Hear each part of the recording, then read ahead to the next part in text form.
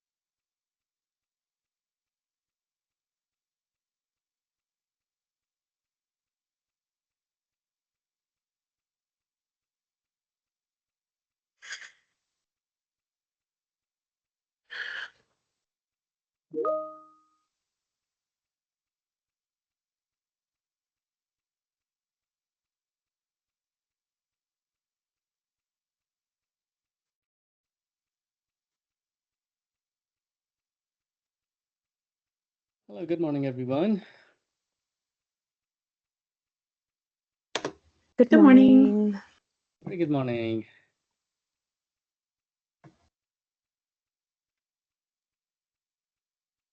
Let me check the course key.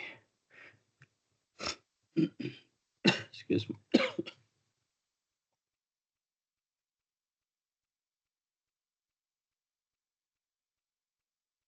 Okay, there's a few students showing absent here, so let me check. Grace, are you here?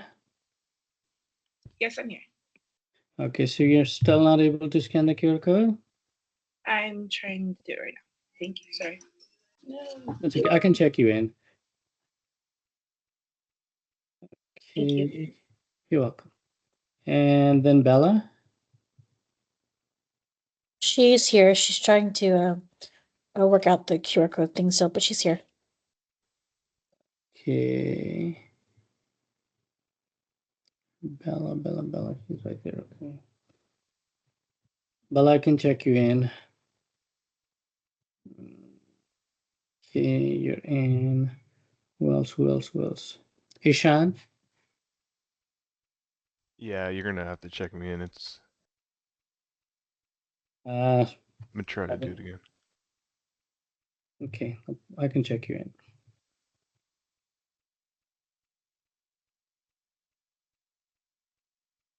All right, so looks like everybody is in now. So seems like majority of you were able to figure this out, so that's perfect. Okay.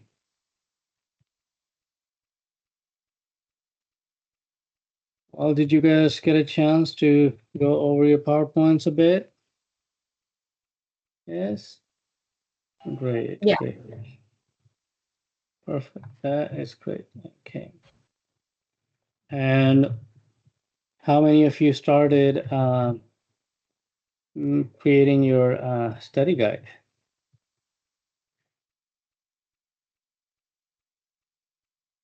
Okay, so a few of you. So, okay, thank you, Danielle.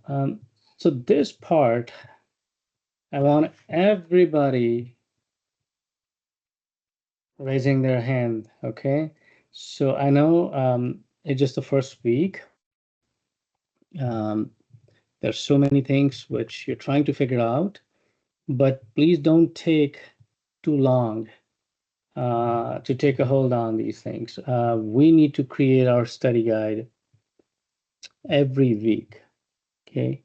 As I said, set up a deadline for you, a timeline that within 48 hours, I am going to not revise, I'm sorry, I'm going to spend that hour and a half to two on each chapter, which we study in the lecture, as well as I'll finish my study guide. Because study guide is, um, just one extra step, copy and pasting what are important only, and that shouldn't take. If you calculate the time, how long it took you to copy paste, shouldn't be more than 15 to 30 minutes. But that is critical because every single day of week, as we move forward, you will see the amount of material adding more and more, as well as the complexity of the concepts we're going to go over. So please do not make a mistake of not creating your study guide and don't rely on others. Remember, all of you sitting here, if I give you one topic and ask you to create question, you know, you may have some of the questions which overlap or seem similar, but a lot of question will be different because one person may think this is more important. The other one say, no, this is more important. Now, which one is right, which is wrong? None is wrong. Both are right. So based on the question the examiner decide, it could be anyone from there. So we need to cover all angles, not just one. And when we rely on others, we don't know what they thought about it. Kayla, you have a question? So I know you want us to use obviously our slideshows, or sorry, the presentations and then the book and everything, but I noticed that you do have it recording also the lecture. Are you able to send us the recording of the lecture, or is that accessible to us? Yeah. Usually, if you go to your Teams, and on left-hand side, if you click on chat, so for Monday, you will have a different tab for that chat. For today, you will have a different one. So you have to go to the correct one, and when you scroll up or down and see one of the places, you will find the recording. If you don't see it, click on the files, and then it should be there as well. But one thing you may have to do in order to see that, if you remember, I sent you guys an invite in Teams for these lectures. So you have to accept that. So you may not see until then. But if you still don't see it, then what I'm going to do is I'll figure out another way. Most likely, I can kind of figure out create a lecture on YouTube, and then I can upload there as well. You can watch. Okay. Okay, yeah, I think I can find it. If anything, if for some reason, I'll just let you know. Yeah. And if you don't see any problem, let me know. Okay. Any other question, guys? Anything else before we start?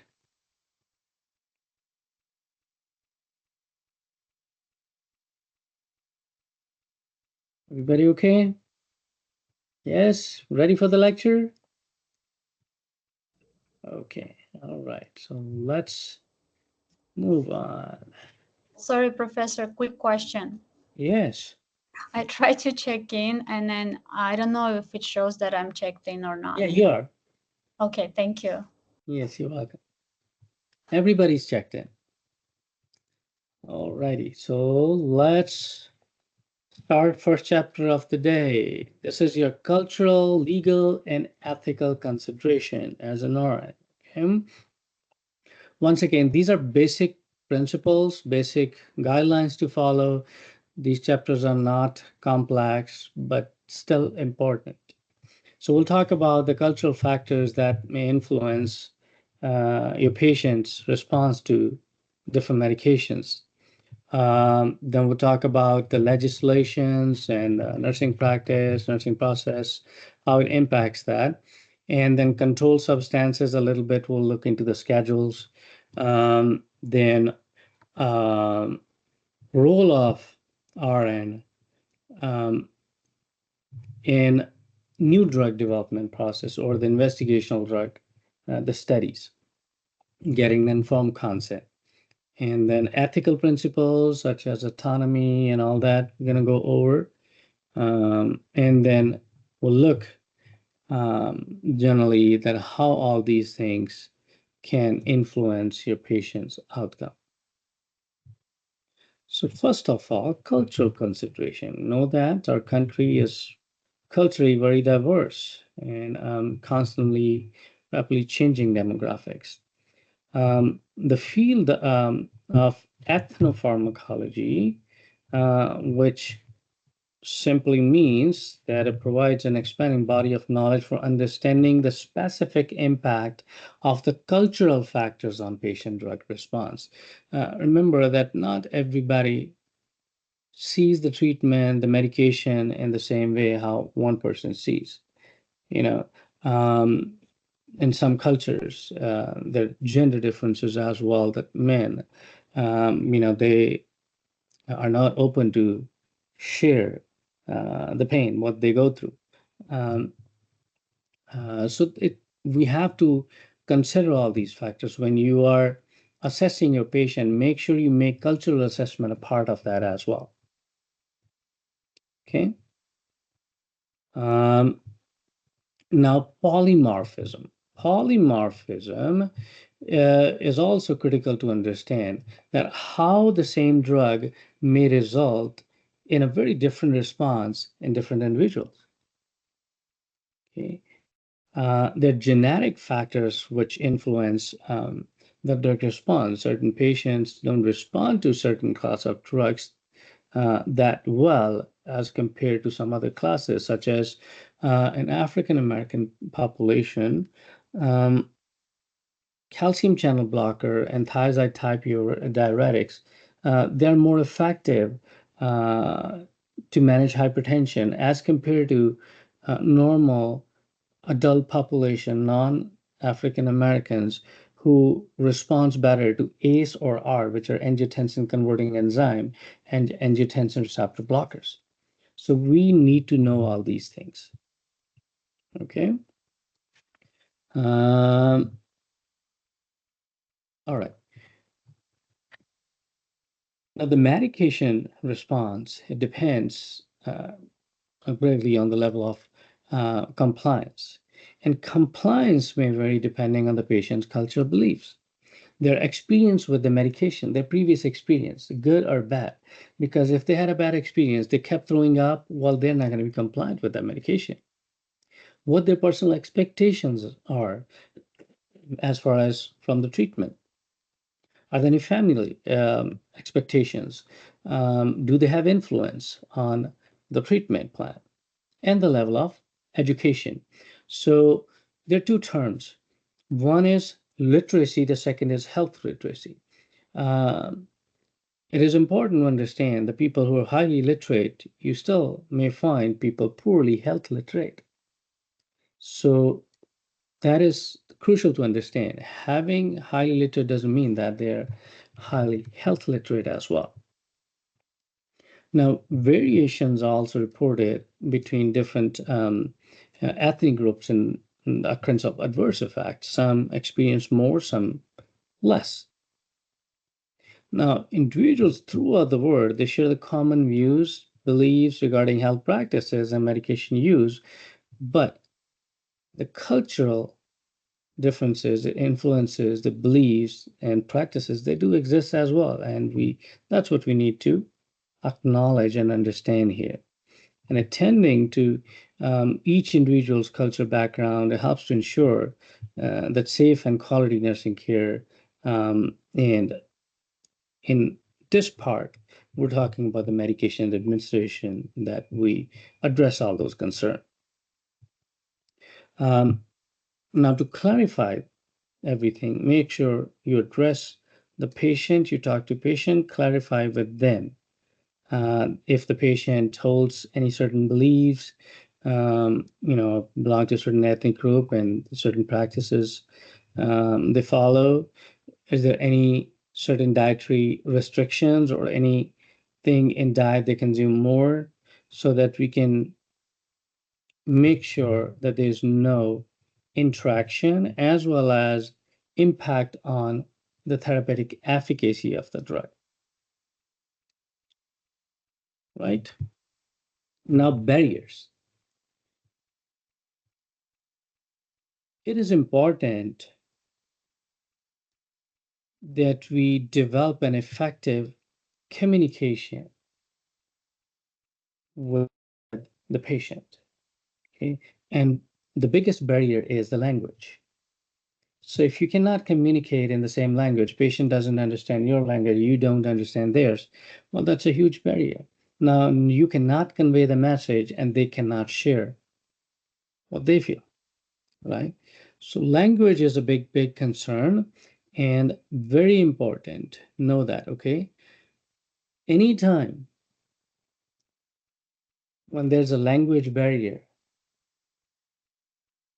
please get a certified interpreter. Okay. Do not try to convey the message through your co-workers or the patient's family member. Okay. So you need a certified interpreter. And these days, majority of the hospitals, they have either somebody on ground, or majority these days, they have people available virtual. So they will have the patient on a monitor, so where they can see and speak and interpret. Well, that is crucial. So make sure you know that, what you do. Excuse me. Now, one more time, important thing. During your assessment, a nurse is doing an assessment, make sure you include the cultural assessment and gather information, patients, religious practices, their beliefs regarding the medication, treatment, and healing.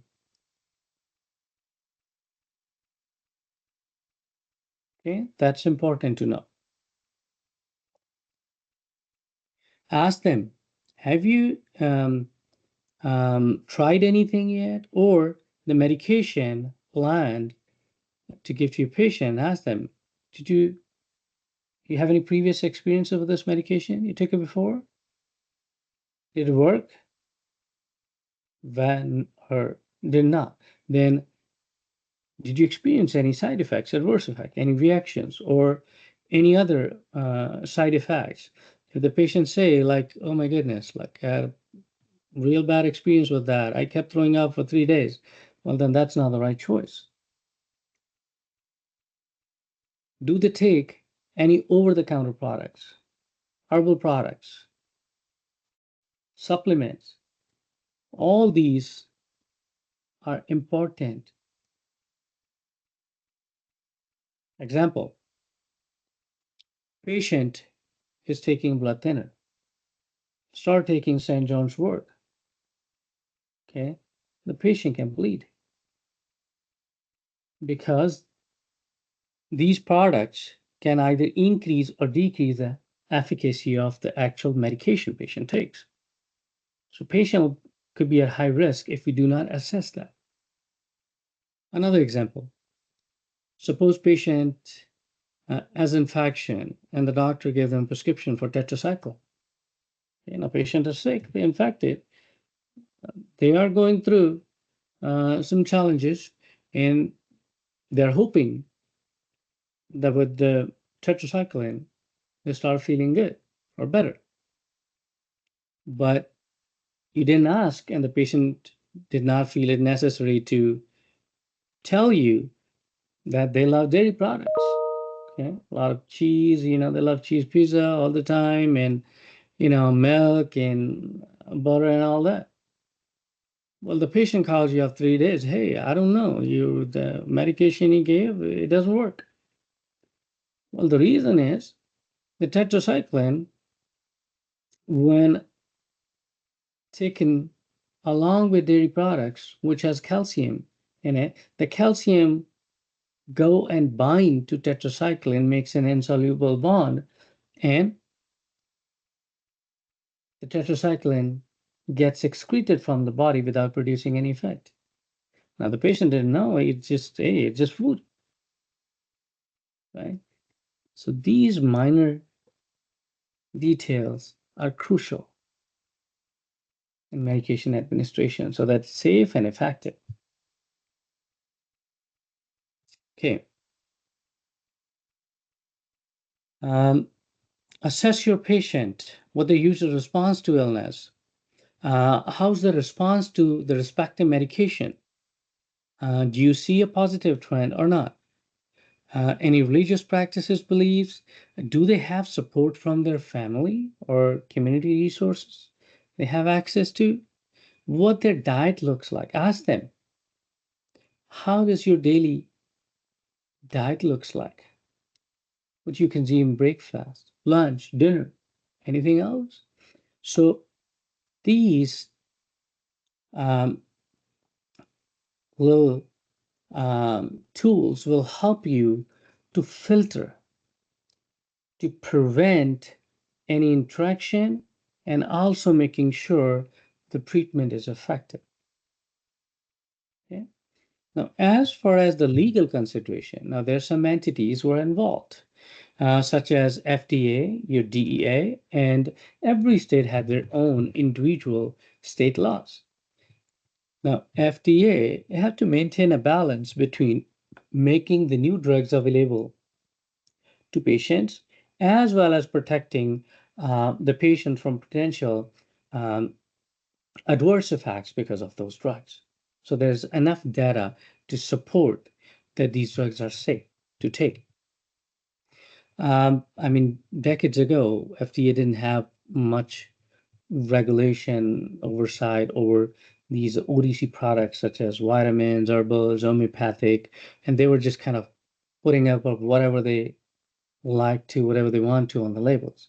But then in late 90s, somewhere around, I would say just before 2000, 98, 99 there, the National Center for Complementary and Alternative Medicine was set up, and they started overseeing that. And then their new guidelines were issued.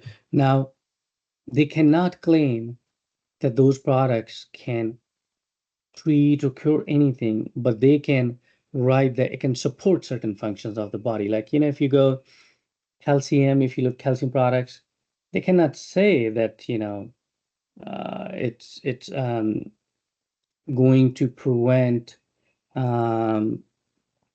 the fractures or anything, but they can say that it supports the bone health. If there is something which supports the immune system, they can write down it's immune booster. It supports immunity, but they cannot say that it treats this condition. Make sense? So that was the change adopted. Then FDA also has a non-traditional route for certain drugs. For those conditions, we call them rare condition, that only handful of people has it, not too many. And because there are not too many patients, now for pharmaceutical industry, those are their customers, right? So any producer, they have to have customers to sell their product. Now, because there are a handful of people, now nobody wants to invest in the studies to develop those drugs because they don't see a return anytime soon. So FDA allows, and also those are funded from either federal government or other studies to develop those life-saving drugs for the patient who do not have much options. They don't have drugs available. So they put it on a fast track approval process that they make those drugs available to the patient, even though the studies are not fully complete yet and it's not approved yet.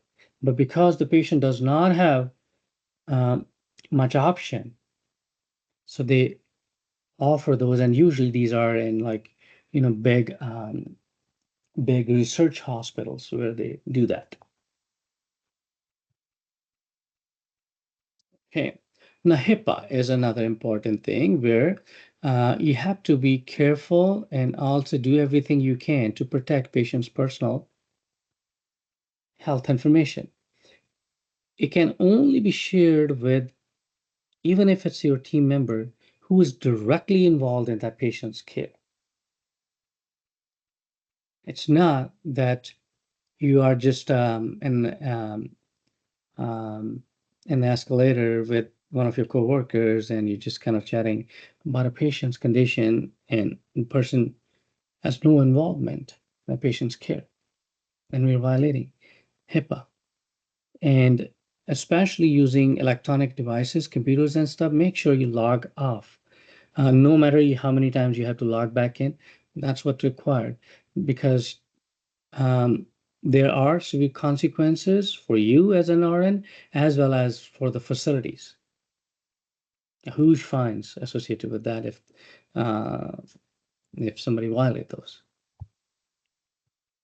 I believe the hospital, even the first time itself, it's like $14,000-$15,000. That's what you get fined.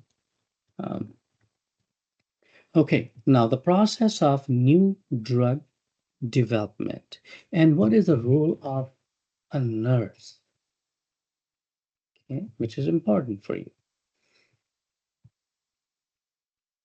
Now, Food and Drug Administration, FDA, is the one who does that, oversee all those drug development processes. Any company, pharmaceutical company who's working on drug, so once they have some data done on like animal studies, they submit the data to FDA for a conditional approval, and then they do further studies on humans, and then when they get that, then they collect all the data and submit it to FDA for approval. FDA, they set up a timeline that within so and so time, we're going to respond to you, yes or no, or if we need more information. And this is a long process. It's a long process, 10-year, 15-year, 20-year. I don't know. It depends. But this is a long process. Now, what is important for the nurse here is that if you are involved uh, in the new drug development process, and specifically the RN rule is where the study is done, you are alongside the patient and whoever is involved in the studies. um, your role is to get the informed consent signed. And it's not just about getting that signed. You have to make sure before the patient sign, they understand clearly what they are here for, what they will get, what are the consequences, what to expect as far as therapeutic efficacy from the drug, as well as any expected adverse effect. And if the patient confirms they understand everything, then only they should sign it. If the patient say, you know what, I'm not clear about it, I have questions, well, that is a super nurse's call to do what? What does super nurse do at that time? Any idea? So generally super nurses does what? Play safe, right? So patient is telling you, I'm not clear. Right. Who can make it clear? You as the nurse are able to explain the medication.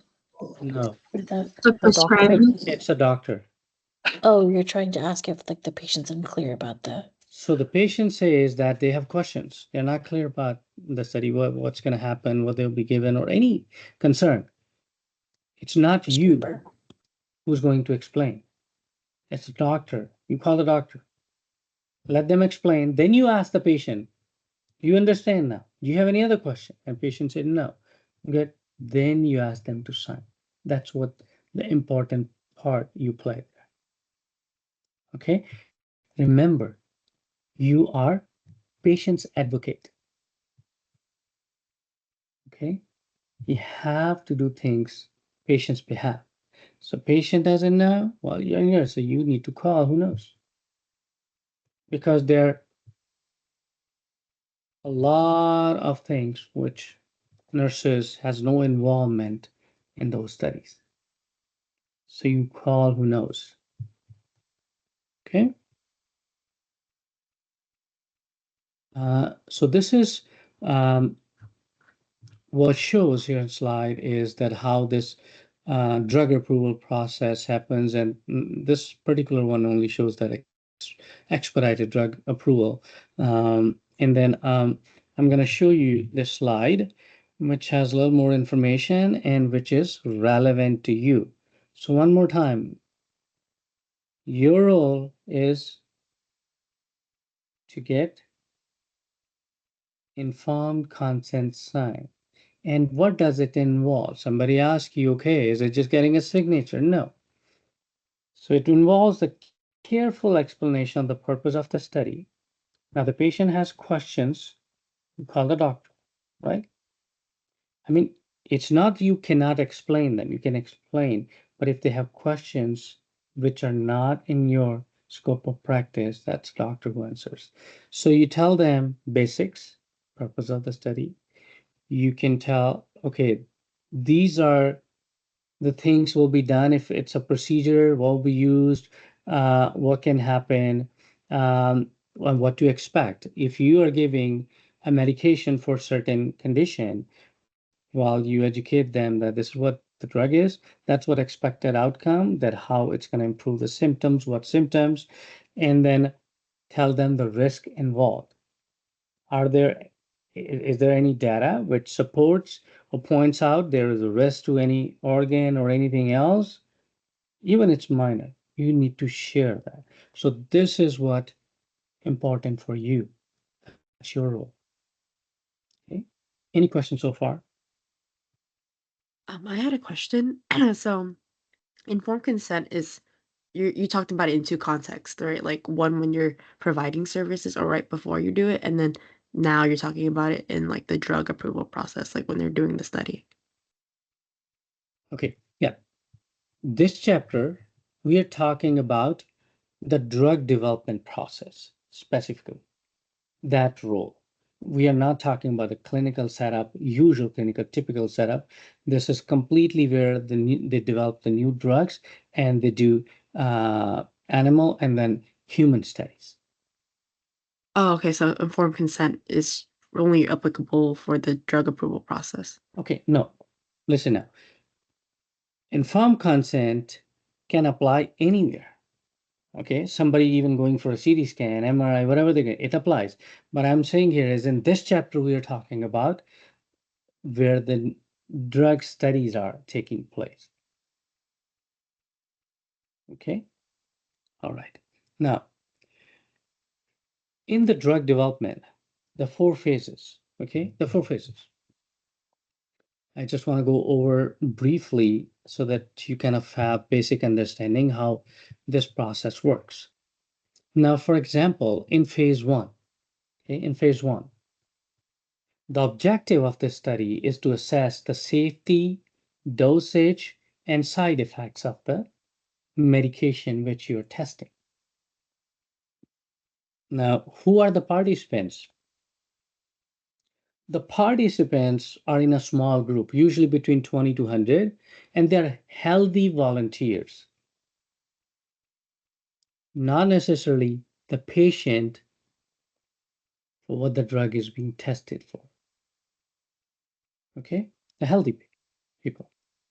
Now, the focus here is to determine that how the patient, how the drug safety profile looks like, and what would be an ideal dosage range which can be safely given, means that it's effective as well as not toxic. Make sense? So that is the purpose of this phase. Now in phase 2, they try to evaluate the effectiveness of the drug and try to look further about the safety of that drug. Here, they will collect data from a larger group, somewhere in few hundred. And these are the patient suffering from the condition what you're testing the drug for. Okay? So you're focusing on the preliminary data on whether the drug works and monitor side effects. You are testing, say you're doing the same thing, but on a larger group of participants. You're looking at efficacy, looking at side effects, and you're refining the dosage. Now, phase 3. Phase 3 confirms the efficacy, monitor the side effects, and then compare the data to the current treatment options available. Okay, where does this new product stands along with that? Does it have better efficacy? So less side effects, right? Here, there's a much larger group in few thousands. It could be 1,000, 3,000, 5,000, and these are the patients suffering from the condition what you're testing the drug for. Okay, so this is a larger pool so that there's enough data to support the file for your drug approval process. Now, after this, the FDA determined to approve or need more information or deny. If it's approved, the phase 4 comes after that. This is the post-marketing studies. Once the drug is out in the market, available to everyone, so they ask the manufacturer to collect the data for at least 2-3 years so that they can find out if there are new adverse effects seen in this larger patient population, which were not evident, not seen in those smaller groups when studies were performed. right? Because here the patient from different cultures, different ethnic groups, different genetic structures, different food they eat, all those factors are considered there and see if anything which was not seen there and in this larger population, anything new observed, and they report it to FDA. Okay. And next. So here are a couple more things. One is the black box warning and then the drug recall. And these are important, right? Because black box warning is a warning from FDA, and it's the strictest warning for prescription drug. See here the label you see, this is exactly you will see on the medication bottles. Anytime you pull the drug you're filling, look at the bottle. If you see any of those labels, what says black box warning, what tells you that, hey, be careful, you got to watch something, right? What does it say? That this drug carries a significant risk of serious or life-threatening adverse effect. Then does it mean that everybody who ever takes this drug will be at the same risk? No. It might be something relevant to certain conditions. It might be like, okay, black box warning that this can cause hepatotoxicity, right? Can it be given? Yes, that's why it's made. But think from a different angle. What if the patient's liver is not healthy and the drug can damage their liver? Well, that is a problem, right? So you need to look up on those options that is there anything in your patient, anything to take that can put your patient at a risk of injury. That's the meaning of putting black box warning.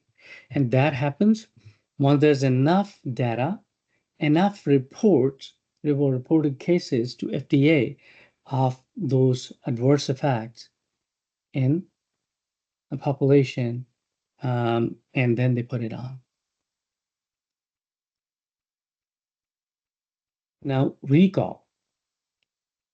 The three different classes of recall, class 1, 2, and 3. Now, class 1 is the most serious, 3 is the least serious. So class 1 tells you that, hey, there's a serious recall and there's a reasonable probability that use of this medication or exposure to this drug will cause serious adverse effect or can even cause death in patients. Well, then it's a clear message it shouldn't be given. You pull that drug. Okay? That usually goes back to manufacturer. Now, class 2. This means that this drug may cause a temporary or medically reversible adverse health consequences. Okay, so this is also high risk, but the probability of serious or permanent health consequences are less as compared to class 1 recall.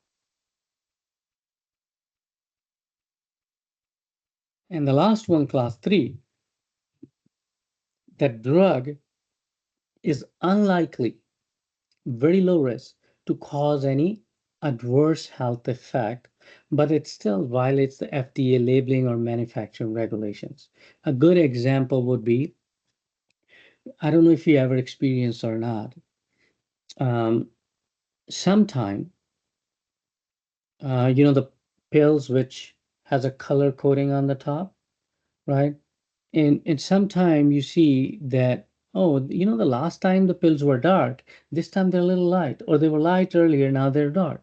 Now, nothing is bad with the medication, it's just variation in the amount of the coloring agent used.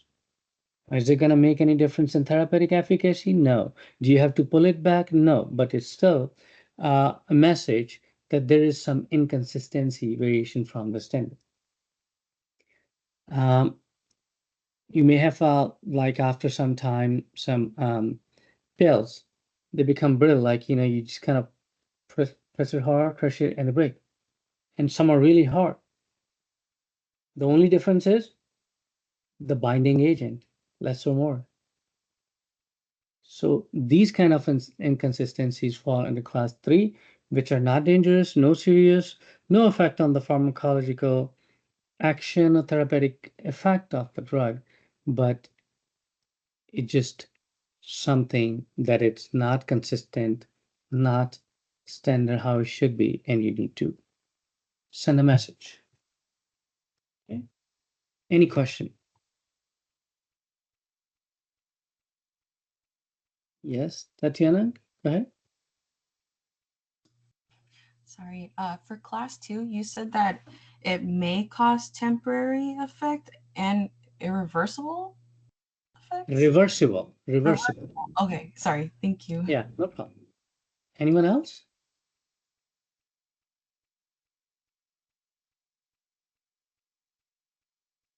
Everybody's okay?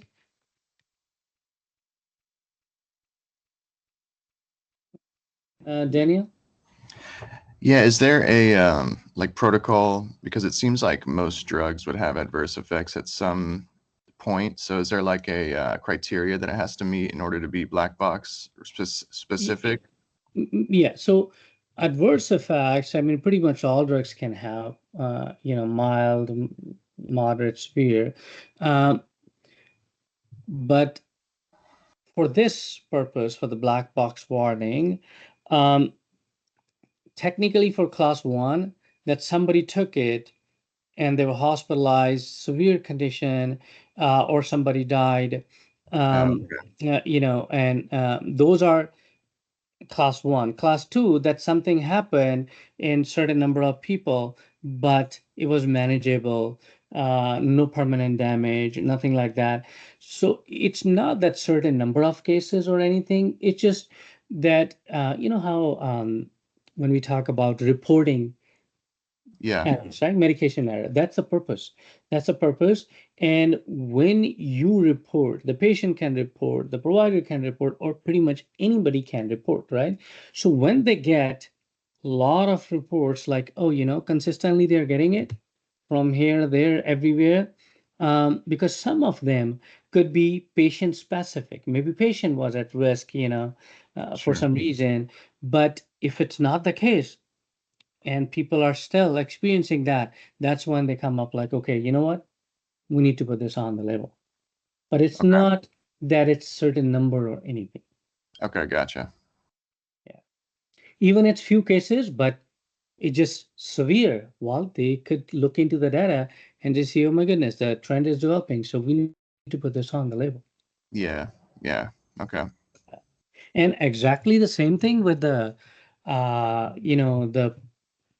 class 4 post-marketing studies. That's the purpose as well, to report to the manufacturer, and then they collect it, submit it to FDA, and then FDA analyze it. That whatever they submitted earlier, is it pretty much the same trend shows in here, or anything new which was not reported? And they may ask more supporting data, that we want more studies on this factor to make sure that it's safe, or if there are enough cases or a trend developing which indicates that this looks like a common trend with this drug, and they can put that on black box warning. Okay. Okay. All righty. Tatiana, you have another question, or I see your hand up. Sorry. Okay. That's okay. Anyone else, guys? Anything else? Okay, let's move on.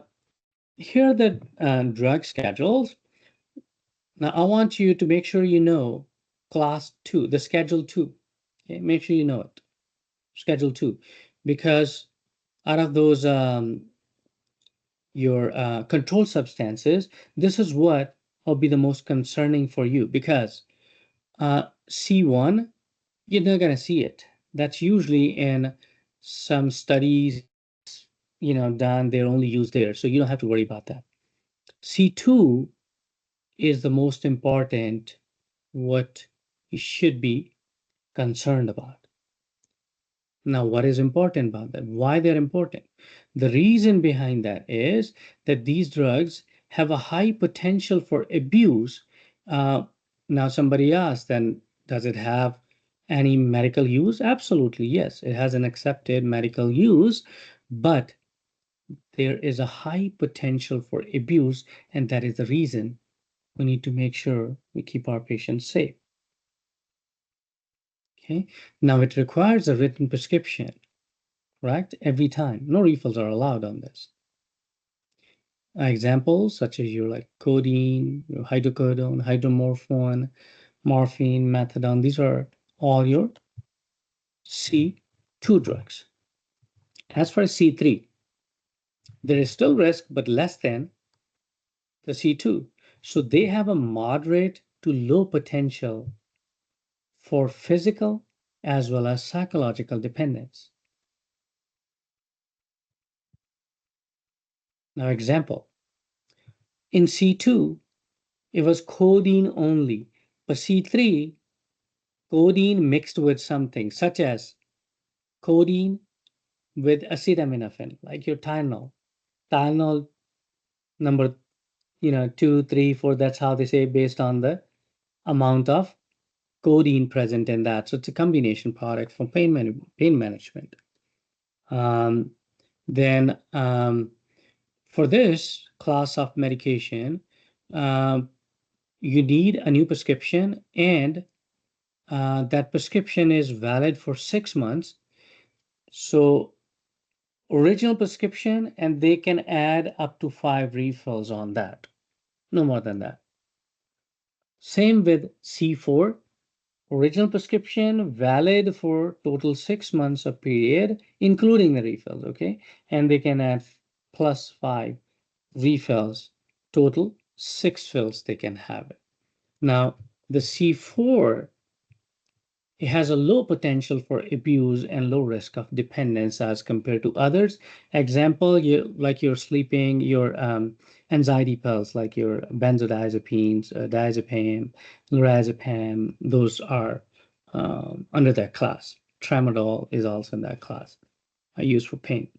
C5, so these are like your, a good example is your promethazine with codeine. Okay. So it has the lowest potential as compared to all others on the top.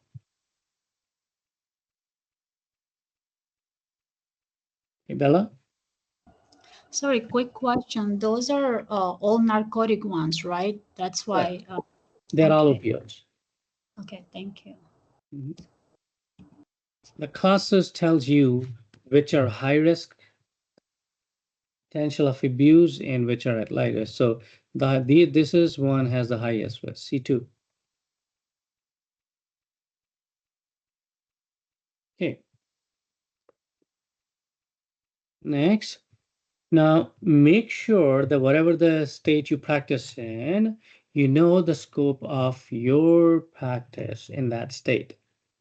Okay, are there any expanded roles? What are the continuing education requirements, minimum standards of care, and understanding the difference between the nursing and the medical practice. So know your um, field, your zone, that what you can play on, cannot play on someone else's ground. Okay, so medication administration laws, patient safety and rights, including the 5 rights of, the 9 rights, I would say, not the 6. Yeah, now, then documentation, controlled substance management, liability for errors, confidentiality, which includes the HIPAA. So these are important. make sure you follow not only your state's guidelines, nursing practice, also your facility guidelines. So facilities can have additional guidelines on top of your state guidelines. Okay, usually, ANA, the American Nursing Association, Nurses Association, Code of Ethics, those are kind of used as basic ethical principles. So I want to go over 2, 3 slides. Make sure you know each item listed on that. This is real important, okay? Real important. So these are the ethical terms in a nursing practice. Let's start with the first one, autonomy. Okay, autonomy. Autonomy means that a patient's decision, right? Or you can say the patient can make their own decision, own choices. Okay, their own choices. Even though you know that this treatment is essential, you can educate, but you cannot force anybody. It's the self-determination, ability to make their own decision, right? If the patient say no, they can say no, but you can ask the reason. It's a reason. Maybe they had a bad experience in the past with the medication, or maybe they're not able to use that particular dosage form. Maybe it can be switched. Ask the reason, and if it's still a no, it means a no. Now what you do, you document it. You document the refusal with the reason. So that is very important. Okay. Now, beneficence. The beneficence is doing good for others. Okay, ethical principle of doing good for others. For example, nurse gives a pain, medication to a post-operative patient to alleviate their suffering. Now, this action of the nurse, it reflects the principle of beneficence. You did good for the patient, right? In the best interest of the patient. That act, that's beneficence. Non-maleficence, it's about not harming your patient. They're not doing anything wrong which can injure your patient. For example, the nurse carefully administers medication to patient, and what makes it carefully administered means the nurse double checked the dosage. And the nurse looked into patient profile for any allergies to avoid any kind of injury to the patient. So that is called non-maleficence. You did everything to prevent that harm. Okay. Now, confidentiality. Confidentiality is not to share or protect a patient's personal health information by making sure their records are secure, and it's only accessible to people who are authorized, means they are directly involved in that patient's health care. As far as justice, justice is about treating everybody equal. For example, the nurse makes sure that all patients receive equal access to care, regardless of their backgrounds, socioeconomic status, race, background, anything at all. And you're giving them equal attention. Okay? And your veracity. Veracity is about telling the truth. For example, a nurse honestly informs a patient about the potential side effects of a new medication, making sure the patient is fully aware about not only the therapeutic effect as well as any expected adverse effect, which could be risk for them, right? So be truthful and transparent. That's what the veracity means. Okay. Now there's another one. It's called fidelity. Fidelity is keeping up the promise, right? You pulled patient's labs and you promise the patient like, hey, as soon as the results comes in, I'm going to come see you and I'll update you about the labs. Okay. So as soon as the results came, reach out to the patient and you share those results. So that's fidelity. You kept your promise. You follow up on what you promised. Okay. Any question? Everybody understood? I want to tell you one thing. Yeah, go ahead. Can you repeat the first one? The first one, autonomy. Yes, please. So autonomy is that patient have complete authority to make their own decisions. Power of self-determination, make their own decision.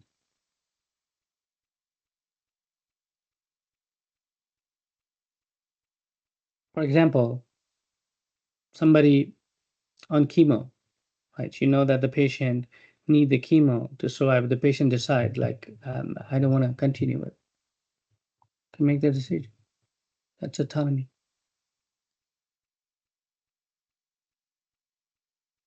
Okay. Any other question, guys? These terms, make sure, please understand the basic principle behind it because they mix up with each other real quick. And in exam, that's what the challenge you're going to experience that, oh, yeah, I know, but which one was what? So you need to make sure you understand what is what. Okay, know these, all of them very well. Okay, now here are a few more terms, which is part of your nursing malpractice term. When, for example, when a nurse fails to competently perform the duties and the failure cause some sort of harm to the patient, well, then that's called nursing malpractice. And these are some terms falls under that umbrella term, such as duty. Now, duty, for example, a nurse has a duty to provide care to the patient by following the professional standards. That's what we should be doing, right? Now, nurse assigned to care for patient post-surgery and is expected to monitor the vital signs and provide medication maybe for pain, right? That is nurse's duty.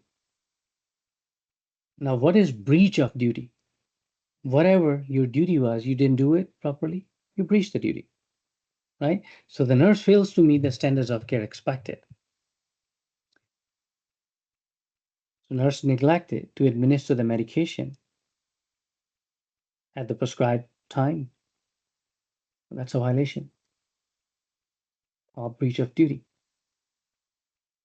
Now, as far as causation, if a nurse causes a breach of duty to directly cause harm or injury to the patient, and the patient develops a complication because the nurse did not administer the required medication, that is the causation. Why it happened. The reason that caused the problem. And then damage is whatever happened, whatever the suffering is. And the patient has a duty, to monitor, give the medication they didn't, and the patient suffer an injury, okay, and the patient condition worsen, maybe leading to an extended hospitalization or some sort of permanent injury to the patient. That is the damage. The loss happened. Okay. Everybody understood? All clear? Any doubts? Ishan? Can you just read causation? It cut out on my end. Causation? Yeah. Causation, continue from the top, right? The duty, the breach of duty, right? And when breach of duty causes a harm or injury to the patient, that is the cause. Causation means cause, the reason behind it. Why did that happen? For example, the patient developed some sort of complication because the nurse did not give the medication which was scheduled for a reason, right? But didn't.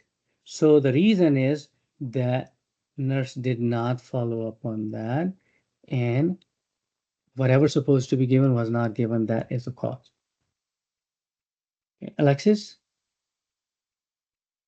Can you repeat duty one more time? Duty. Duty is what you're supposed to do. Okay, what you're supposed to do. Now, for example, your patient just came out from surgery. The patient post surgery, they need continuous, close monitoring, right?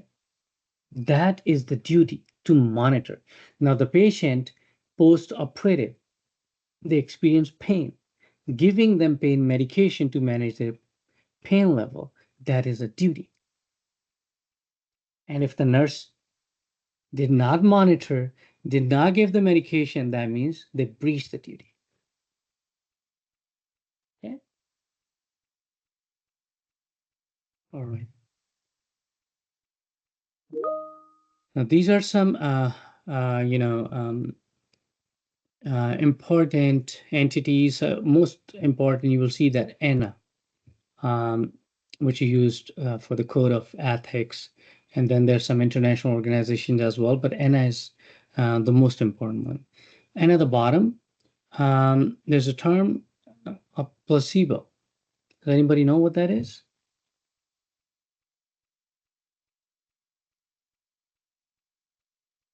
Any idea what is a placebo?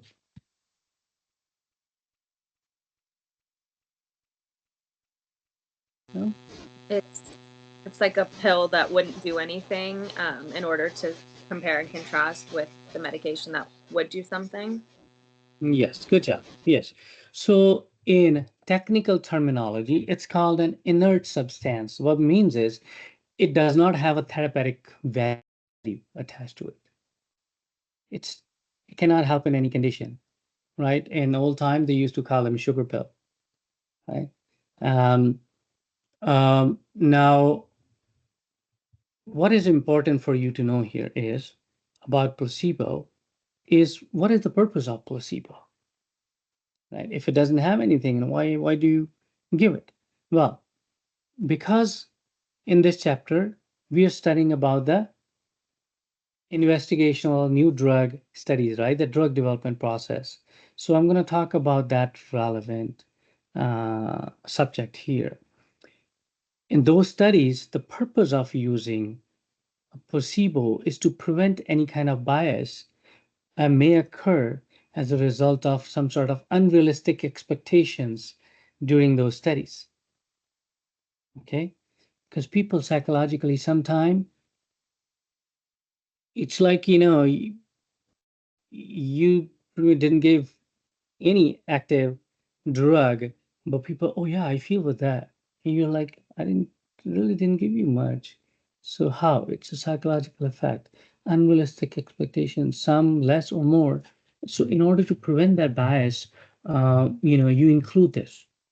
And then sometimes the staff involved in those investigational studies knows it. In certain studies, the double blind, even they don't know it. Who is getting an active drug, who's getting a placebo, so that they can get more clear and the results which are not influenced by anybody's thought. So they use it as a control to evaluate the efficacy, safety of the new drug. So they compare those outcomes in the treatment group who received the drug and with those in the placebo group who received a non-drug substance. Then they can determine whether the drug's effects are due to the drug itself or is it because of other factors. Okay? So that's what important. Okay, let's do some questions. Alexis, you have another question? Your hand is up, or? Thank you.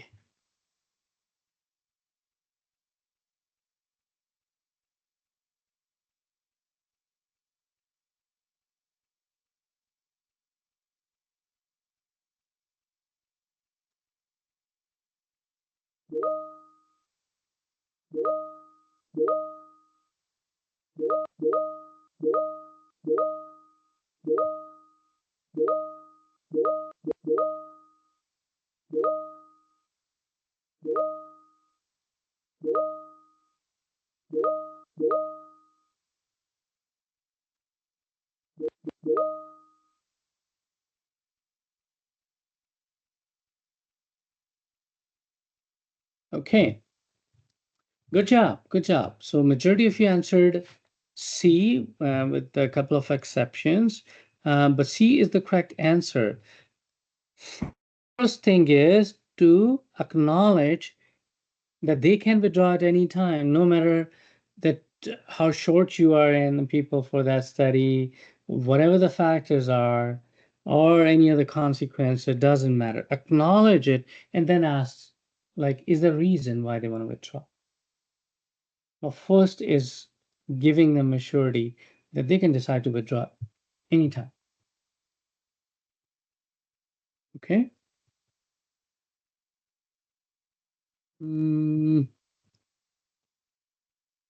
Okay.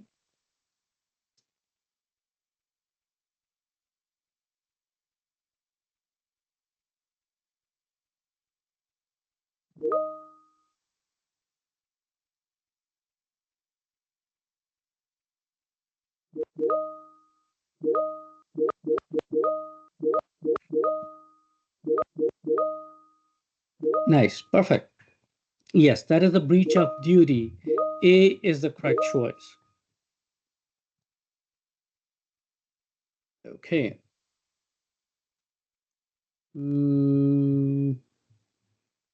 This unit. Okay, alrighty. This now we're done with the chapter. Any question? Any other question before we take a break? Tatiana, your question? Yes, to go back to autonomy, how does that work for a patient that is A and O? Like if they're not like an A and O patient, like times 1 or 2. So you need to look, do they have something on file that who's responsible to take decision on their behalf? Oh, okay. All right, thank you. So when you say the convoy, you mean like someone that's like their on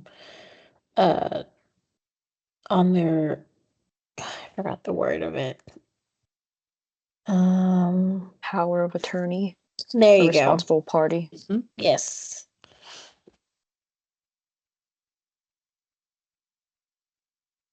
Okay, any other questioners?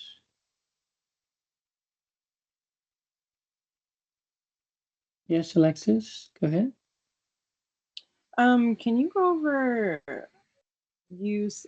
It was the ethical considerations. You said ANA code of ethics for nurses. Can you explain that? Yeah, Anna, if you search online, Anna, you will see that those are, it's a book. Anna, they developed certain guidelines where majority of these healthcare settings they follow, and they develop their guidelines based on that. It's American Nurses Association.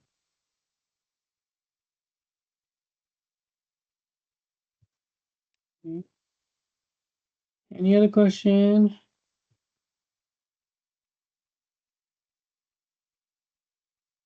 Everybody all right? Yeah, still awake?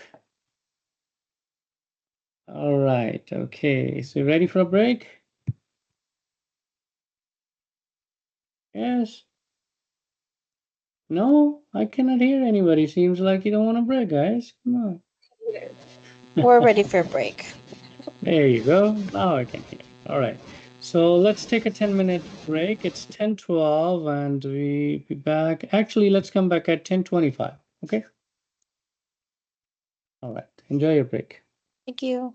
You're welcome. Thank you.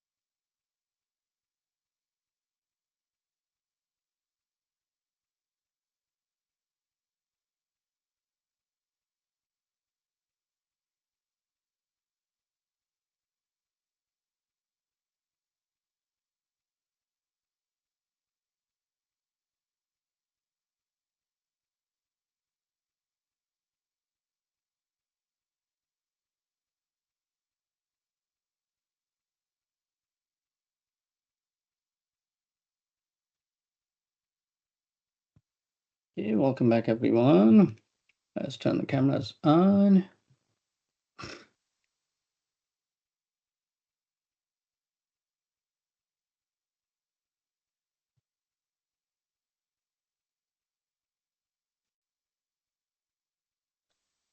Professor Straw, I am hoping to pick up my uniform before the end of day today. It's still at the tailor shop. That's okay. Thank you. All right. Let's look into chapter number 2 of the day. So medication errors. This is an important topic, important chapter. Preventing and responding if that happens. So we'll talk about these adverse drug events, adverse drug reaction, allergic reaction, idiosyncratic, and all that, and how the nurses should handle, manage them, um, reporting them, who to report, when to report, that kind of stuff. So the term called to error is human, that it's normal for people to make mistakes. The important thing is not to repeat the mistake.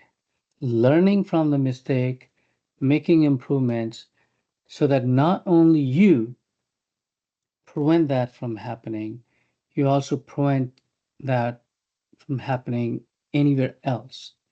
And how can we do that? By reporting them so that people knows, oh, you know what? That's a good thing that I know I could have made the same mistake because I also do the things this way. So you set up certain things, certain filters, and share with people that how that happened, why that happened, and then everybody learn from it and try to avoid those kind of circumstances in their facilities. Okay. I would say before that report from the IOM, which is Institute of Medicine, in 1999 report, people were not seriously thinking about how costly these medical errors are. So somewhere from, I would say 45 to 85, 90,000 people um, were dying because of these errors. That was a big number. Nobody thought about it because the data was not collected. Um, and then there were more studies done afterwards and didn't show much change. So then everybody was concerned and so like, okay, we got to come up with a plan where we try to avoid these errors. And if that happens, we report so that other can learn and prevent and certain guidelines, a standardized protocol that everybody follows it.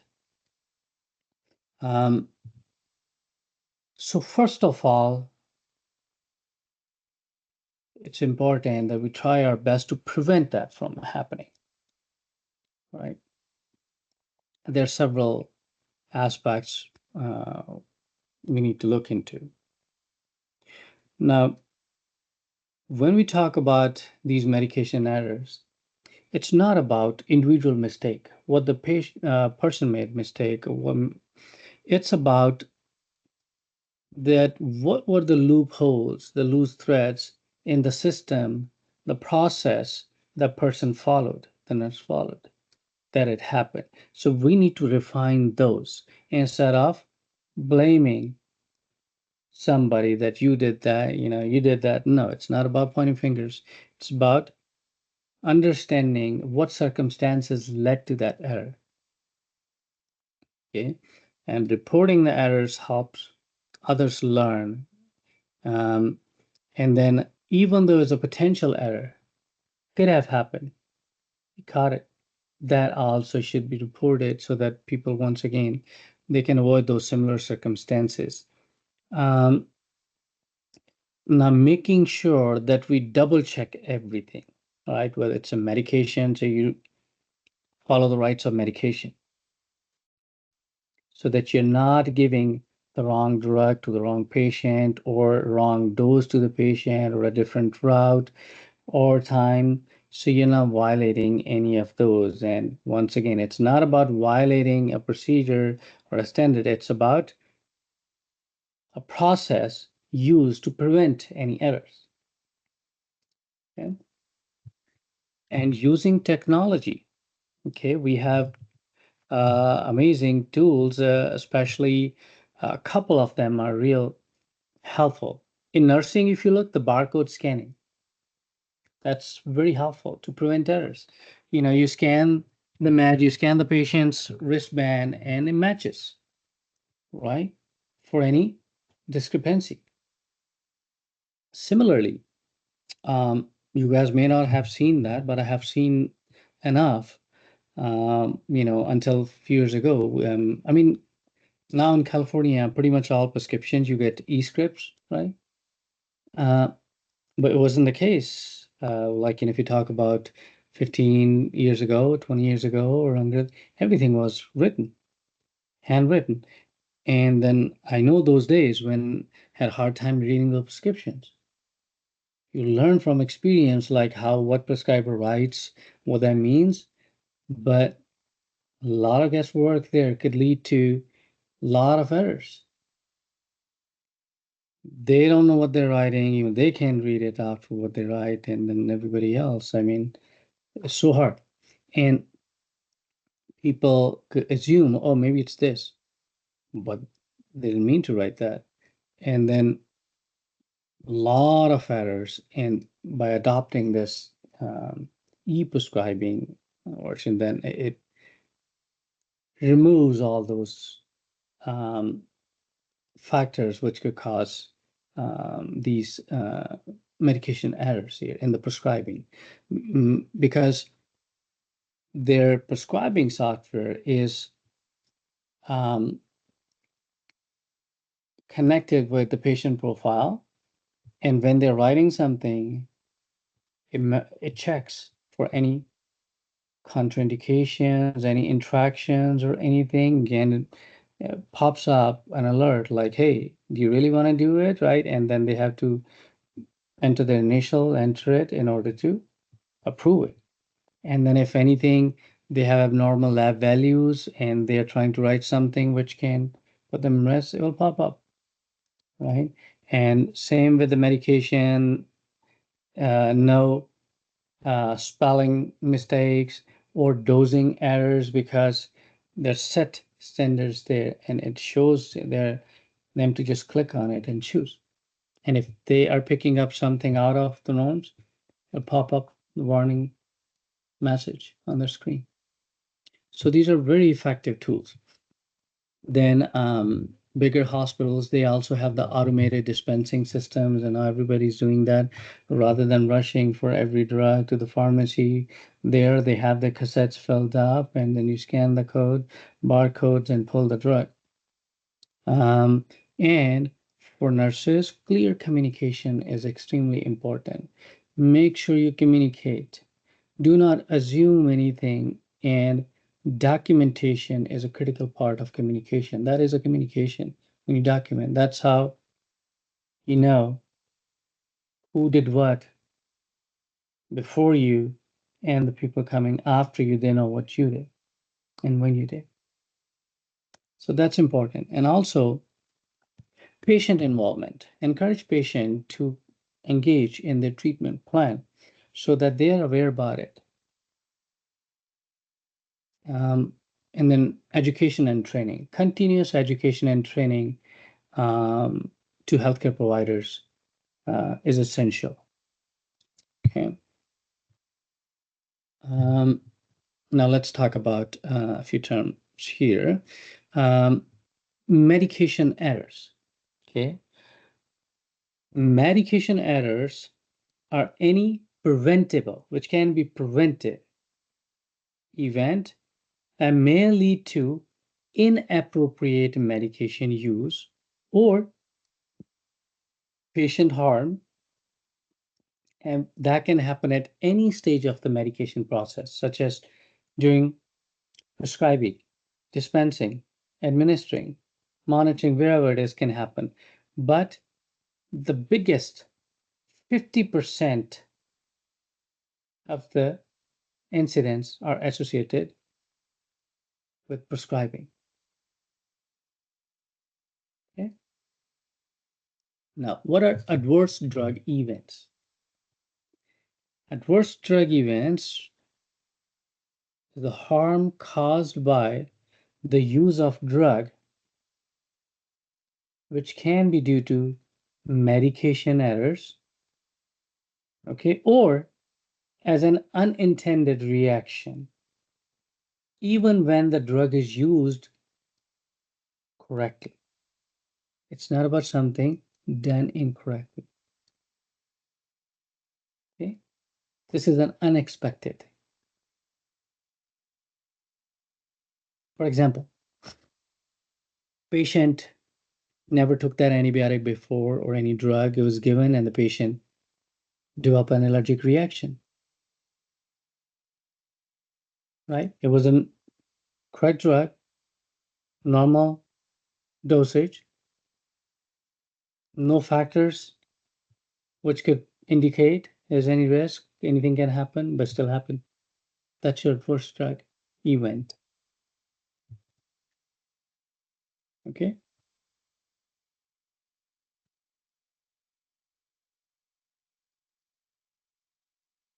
So as we know that these are preventable, okay, that's why we are emphasizing on this, that what can we do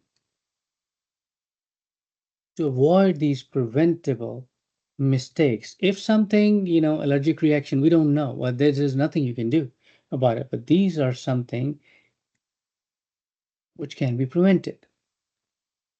Okay, so as I mentioned earlier, prescribing is one of the biggest factor here.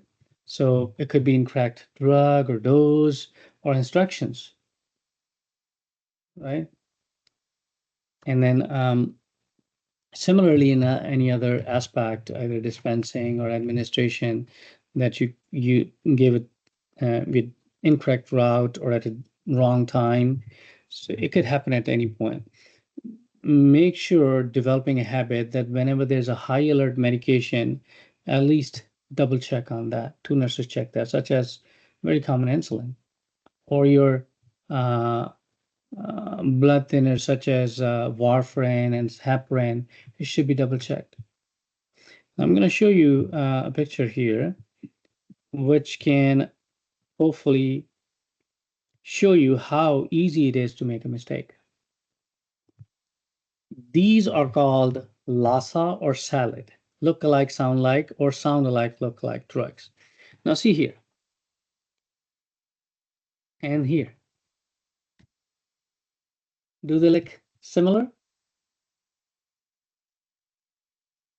Pretty close, right? Same size, same color, same shape, same type of labeling. Starts with the same letters, right? Same strength. Same number, same number of pills might be different, but same manufacturer, same here. But these are different drugs. This is gabapentin, this is gemfibrozil for 2 different indications. Now, somebody in rush, right, can pull either or. Same with that. So these kind of errors can happen. Now, here is a solution as well. See, if you pay attention in the middle of these 2 bottles, see before right here and after here, they are same. Only difference here is, and they're capitalized, right? The difference is in the middle, and whatever the difference is, that's what highlight. It's called tall men lettering. Tall men lettering. That what the difference is, they highlight that. They make it big. So if you see that, make sure you double check you're pulling the right drug.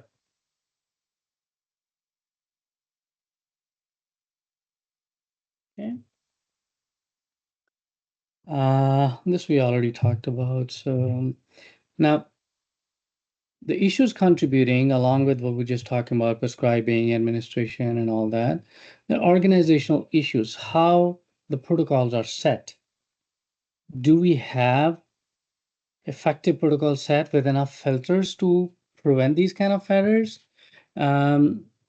Is it that there's a gap in educating the staff appropriately about those errors or the risk associated? Okay. Also, a big one is use of abbreviations. Make sure that only the TJC, the Joint Commission, approved list of abbreviation is used, if used. It's better not to use, but use then only those approved list. And usually every facility have their approved list of abbreviations with the nursing, the card. So we should have that and never ever use any unapproved abbreviations. Now here's another thing called near miss and close call. So these are some situations. Now near miss, close call often used interchangeably to describe a situation where a medication error is caught before it reaches the patient. And they both refer to incidents where the mistake is identified and corrected in time and preventing any harm. Right? So near miss is a medication error that is detected and corrected before it reaches the patient. I'll give you an example that a nurse was going to give medication to patient, right? So the nurse realizes that they're about to administer the wrong dose of a drug, but catches the mistake before giving it to the patient. That's a near miss. Close call. Now, this is an event where a medication error almost happens, but is avoided through intervention or just by chance. Okay. For example, a pharmacist noticed a physician prescribed a medication which the patient is allergic to. So if the pharmacist can catch it, patient was allergic. We're going to experience the allergic reaction. And by calling the doctor, changing the prescription, corrects the prescription before the patient receives it. So there's an intervention from someone else, from the pharmacist. Do you understand the difference? One is the nurse was giving it, and the nurse realized it. Second, the doctor prescribed it, the doctor didn't realize it. It was going to happen. But the pharmacist filling, the third party, he recognized or she recognized and prevented that error. Is that clear to everyone? Okay. They're pretty close to each other, pretty similar. Now, strategies, what can we do? Okay, awareness is important, and including the patient is critical, real important. Educate the patient about their condition, where they at, what medication given, what are the expected therapeutic outcomes we are looking for, what are risk associated, such as adverse effect or any injury to any organ. The patient should be aware about that. Because if the patient doesn't know what they're taking, well, they can't question like you're giving them something wrong or right. When they know what is what, well, they will get involved. Okay, and using the technology like your barcode scanner and the CPOE, which is the computerized prescriber order entry, writing the prescriptions, entering the prescription. And then automated dispensing machines. This is also real helpful. And as we talked previously as well, communication. Whatever is happening, it should be documented. That's how you communicate with others. I mean, you may not see other team members face to face, but they're still in the loop. They know what's happening. You know what's happening. So that's critical. Document everything. Document everything. Now, the types of medication errors, this is just a basic thing. Like usually what happens, for example, the no error happened. It was going to happen. It could have happened. Although the circumstances were like that, it could have happened, but it didn't happen. And there's no error. Second type, the medication error happened, but no harm to the patient. Okay. Third, medication error happened, and there's some sort of harm to the patient as well. Maybe not real severe, but there is harm. And the last one, the most severe, when either permanent disability or even death can happen in those situations. So these are different types of, or you can say the level of severity. Based on that, you divide them into. Okay. Okay. Now, once again, repetition. What can we do in order to prevent? Now, always like CPO and stuff and misinterpretation of the prescriber's order. Avoid abbreviations. Okay.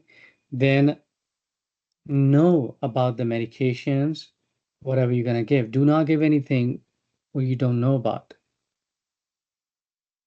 Double check, triple check medications, especially to young and to old patients or high risk drugs.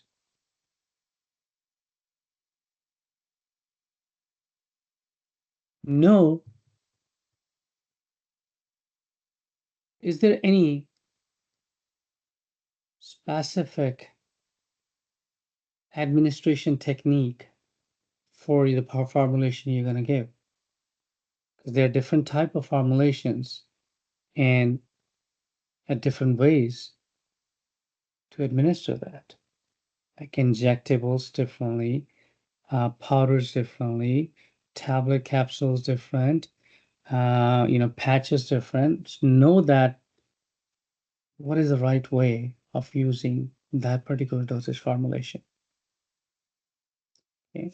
Use 2 patient identifiers, always, always, always. And then the rights of medication. One thing I will tell you that it'll be your everyday story, one way or another, that somebody didn't finish their work earlier. That's why you have to do more. They assigned you more patients today, or one of the patients, they're so crappy, they're just bothering you again and again, disrupting you. You're getting upset. This is going to be everyday story. Now, what can you do?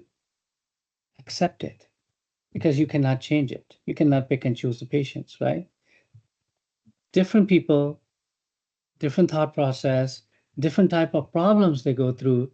So their reactions are going to be different.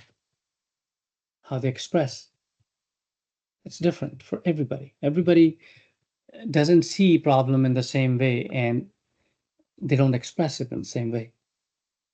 So we need to understand that that's what humans do, and leave aside those factors which you have no control. What you can do is prioritize things and see what you can do by lifting your thought, your mind above the circumstances you're experiencing there. Learn how to lift your thought above whatever the cap is happening there. Forget about everything. Who's late, who's soon. Well, if it's few minutes late, it's okay, unless it's something real emergency. If it's emergency, somebody will let you know. But it could be costly that if you made a mistake and rush. Okay? If you're running late, it's okay. Slow down. Don't skip any step. Follow the rights of medication, no matter how busy, how behind you are. Doesn't matter. Just tell yourself, I'm not here for one day. I'm not here for one day. You got to keep your license safe and your patient safe. Correct? It's not about working extra hard, doing so much, you can finish everything and you have less tomorrow. No, you may have even more. So there's nothing we can finish, but whatever you do, do it right. Develop these habits from the beginning itself. You will find people on the floor doing things the other way than what I'm telling you. But trust me, they find themselves in some sort of problem. It's just a matter of time.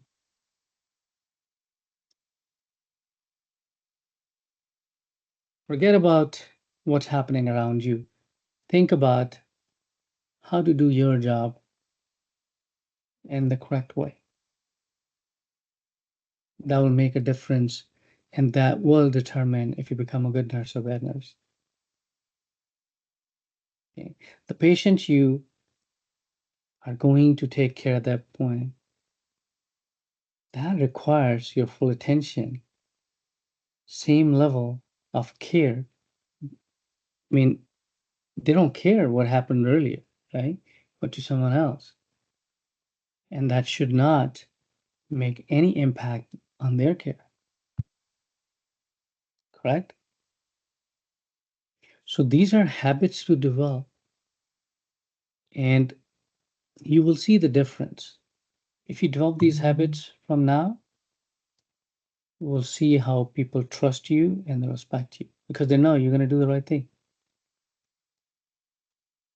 Because manipulating things, rushing on things, doesn't go long. Does it just by chance that didn't happen, but one day mistake will happen. Right? So please know the consequences, and most importantly, can we take risk of somebody's life away? Just whenever you're trying to rush, overwhelmed, ask yourself, that was my family member, how I want them to be managed at this moment. In rush? No. You would say, like, I don't care what happened with others here. I want you to take care of my family member properly. Just slow down. And that's exactly what they want. All right. And then also, if somebody asks you about a medication, their adverse effect, or anything what you don't know, and it's okay if you don't know, tell them, like, hey, I'm not sure about it. Let me find out for you. Okay. Rather than trying to assume something and just because you don't want to, if other people think about you, oh, that probably that nurse doesn't know, right? Never do that. People appreciate if you say that, like, okay, I'm not clear. Let me look into that. People feel valued that, oh, they're taking their time to give me the right information, not incomplete information. And it's so common that, I mean, nobody knows about everything. You will come across here and there things which you don't know. And when you look for information, make sure you look at the right resources, reputable resources, not just opening the web, just typing something and whatever the 4 or 5 lines on the top shows up and just tell the patient no.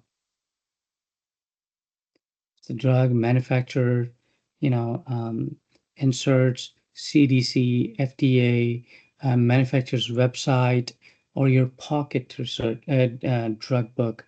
That is your best buddy. Get that out first. And any detail you need, well, then look for those reputable resources. And the resources should be recent, and that applies to your pocket study guide because they update them regularly. So make sure you have the updated ones. Now, if the patient, you're just starting your shift and you're going to give medication to the patient who was scheduled at 8 in the morning. And the patient said, hey, doesn't look like my pill. I never took this. Now the patient is old, right? On some medications, which may make them slow, sleepy, drowsy, a little confused. Now if you just want to pass it on and you can say, oh, maybe the patient is, patient is old and they're confused. Well, they're just talking. No. Whatever the patient says, even though they may probably confused, but who knows they're talking right at that time, if they are right. So without verifying, don't assume. If they say so, what you're going to do, you're going to look in the order, right? You're going to look if there's an order for that medication. And you look at the order, yeah, there's metoprolol, and it looks like this is metoprolol. But the patient said, no, but it looks different.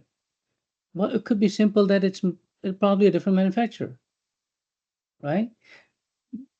Then ask the patient, can you tell me more about it? Can you describe the pill, like how it looks different, right? It's a shape, size, color, and then dig more.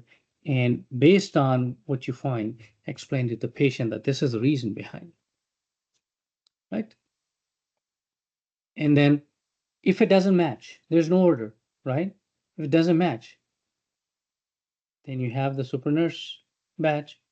Call the DOCTOR, right? Doctor, right? And if the patient say, oh, the other nurse, she gave me this medication. How do you confirm?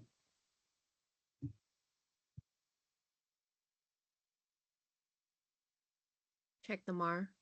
Check the MAR. That is important, okay? Check the MAR. Okay. Now, in case of a medication order, just suppose that you're working night shift, hospital, and patient is in pain and you have to get a verbal order, right? On the phone. You woke up, prescriber is already upset.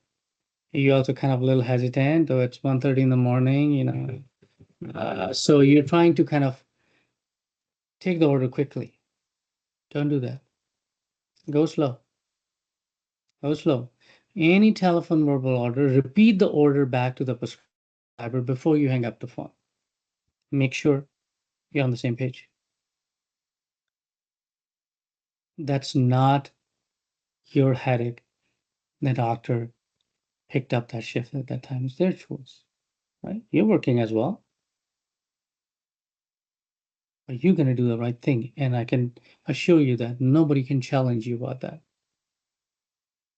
as long as you do it right. But if you ask, do the doctors get upset? You call? Yeah, you're going to experience that. Well, that's not your problem. It's their problem. If they say it to management, they say, oh, the nurse called me in the middle of the night and woke me up. Well, hey, I'm a nurse and I work in the best interest of my patient. And it was important for me to get that order at that time. That's what I did. And nobody can question your actions. Nobody. Doesn't matter, doctor, then what? You're doing your job. You're equal important there. So just stick to the right methods.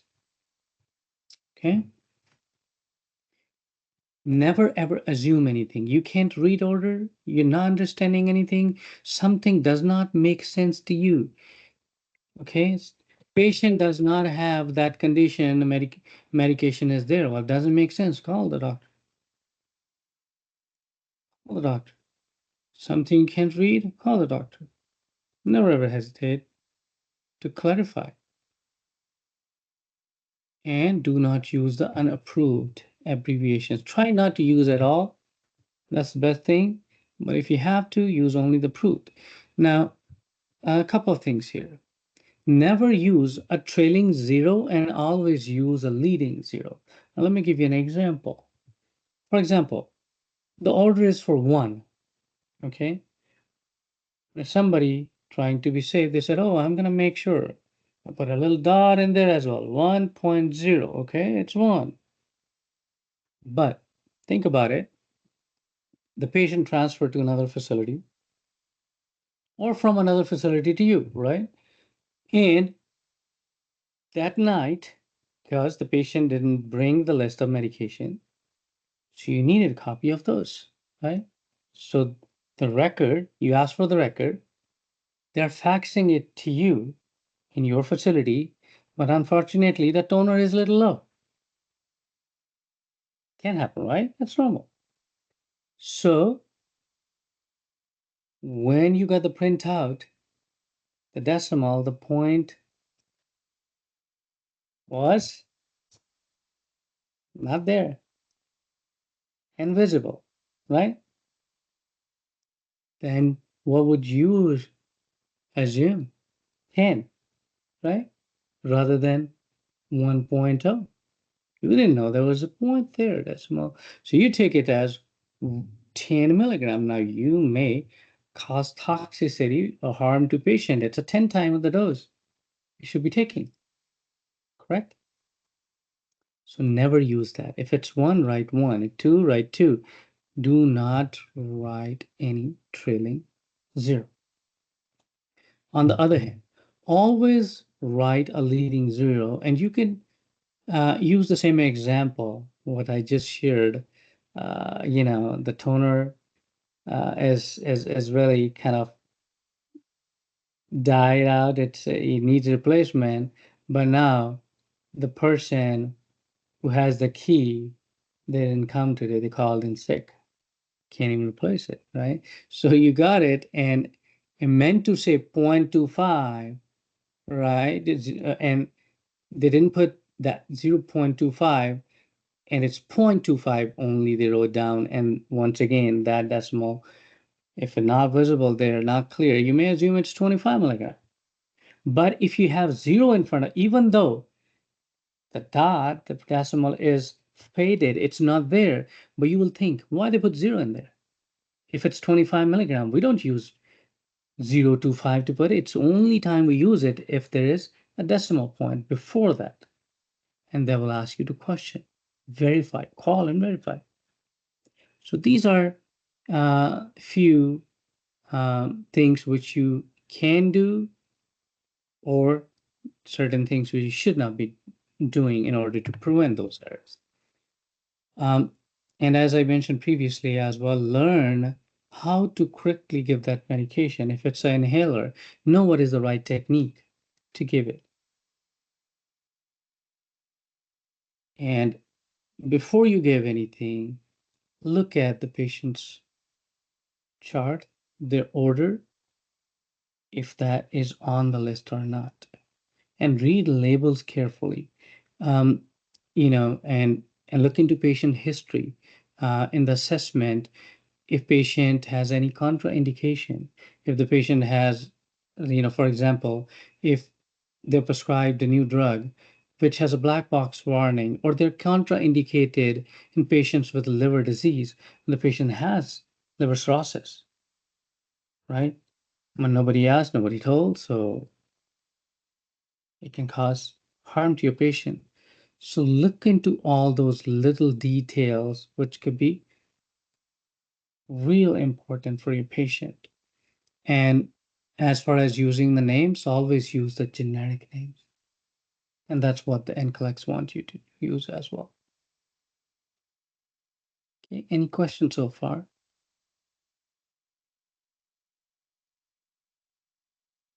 Anyone? Any question?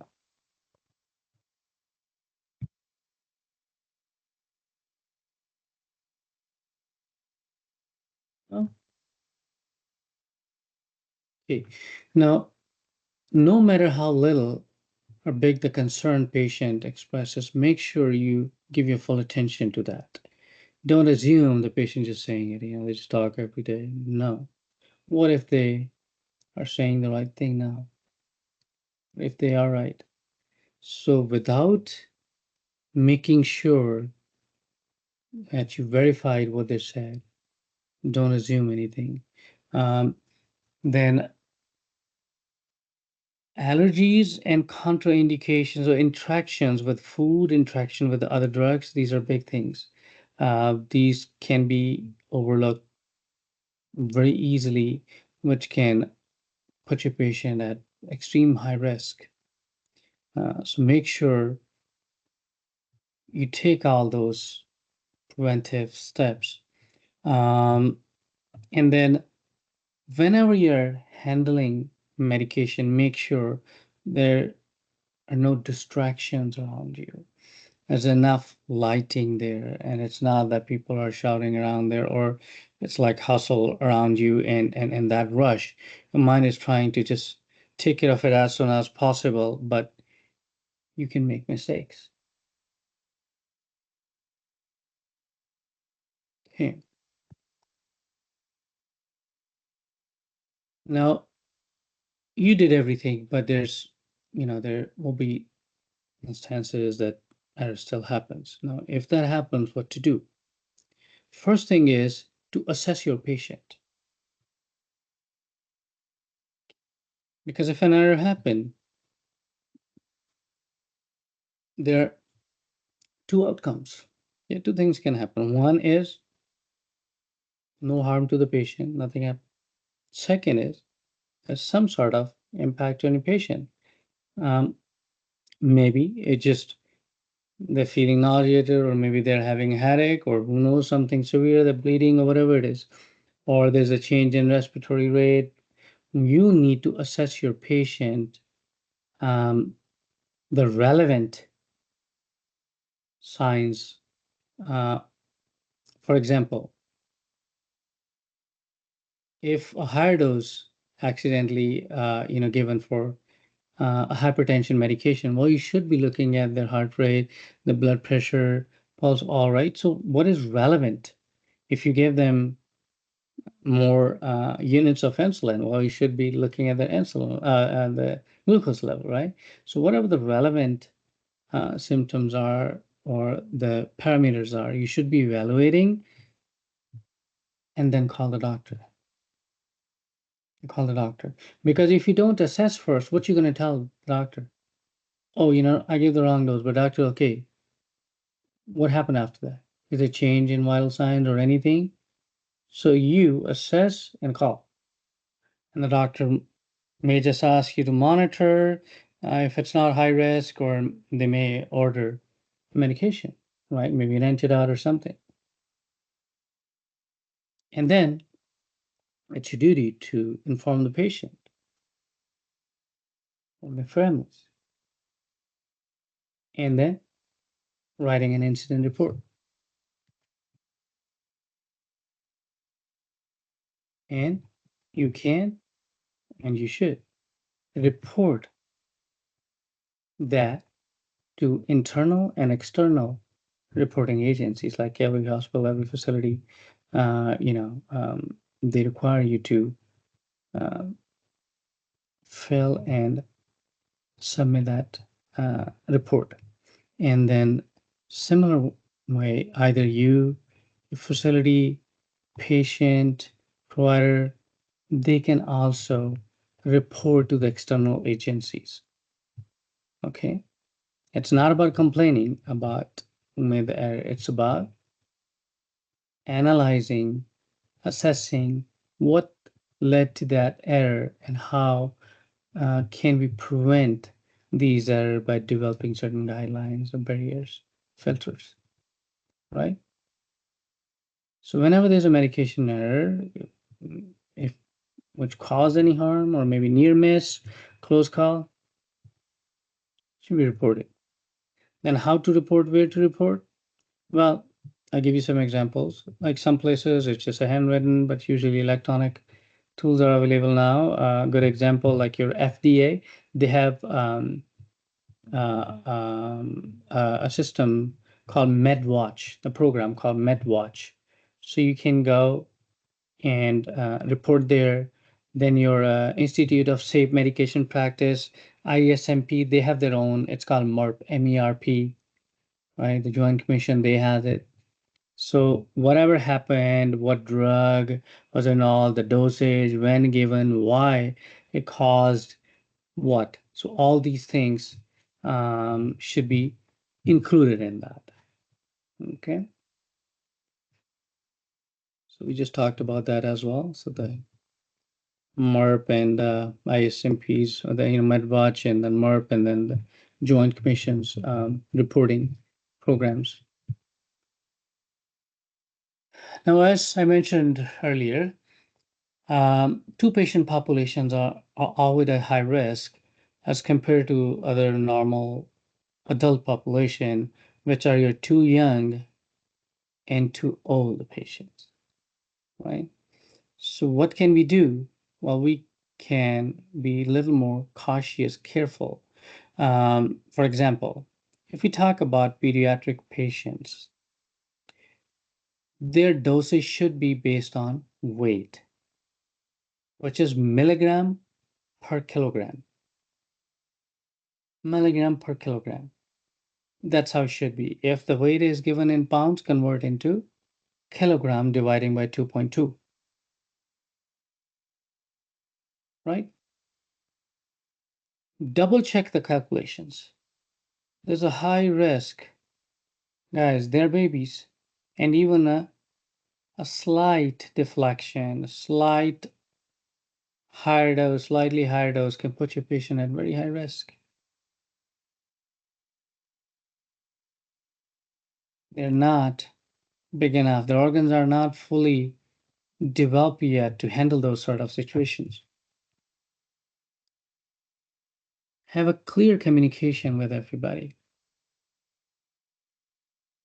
Use the technology to prevent those errors.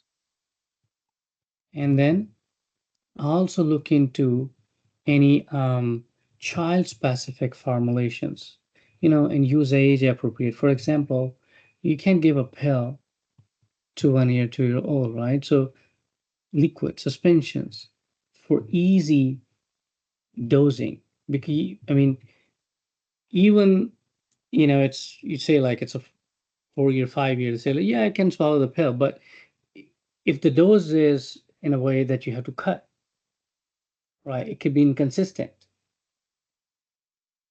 And if it's liquid, well, you can measure it clearly, right? So age appropriate. And if it's old, can they swallow? Do they need a different formulation? If it's to cut, can you cut evenly? Or if you need to crush, can it be crushed or not? All those questions. And involve the patient and educate whoever the caretakers are. For kids, it's the babies or family members. Educate them about the medication, its proper dosing, where to store, and all kind of stuff, and adverse effects associated. Okay, any questions so far?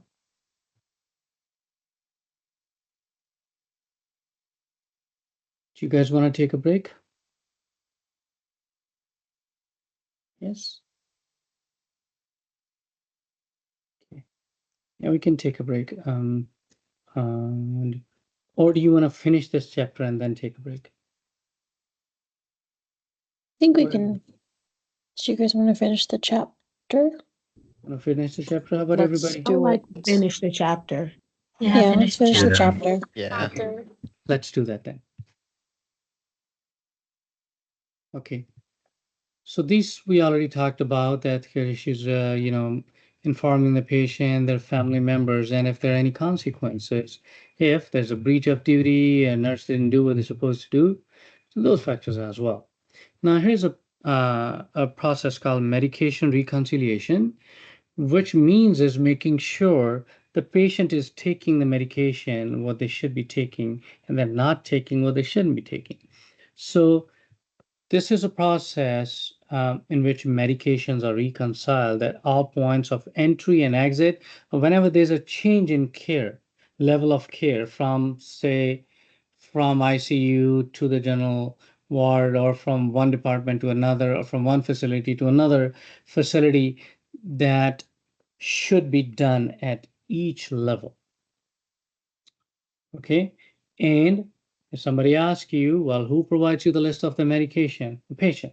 So the patient should provide you, or the family member provide you a list of medication they are taking. And in the process, what you do is that you create an accurate and a complete list of all medication the patient is taking to ensure there's a continuity of their care and safety at different stages of, when you're providing them the care.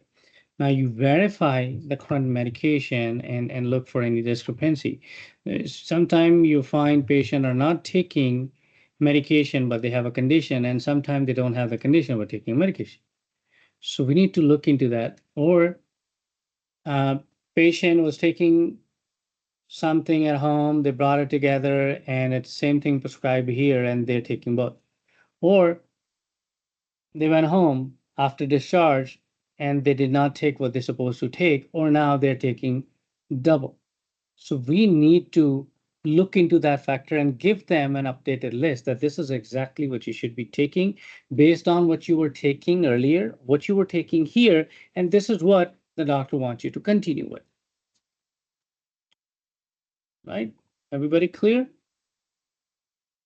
So get the list, and not only the prescription, including over-counter, supplements, herbal, everything. Right?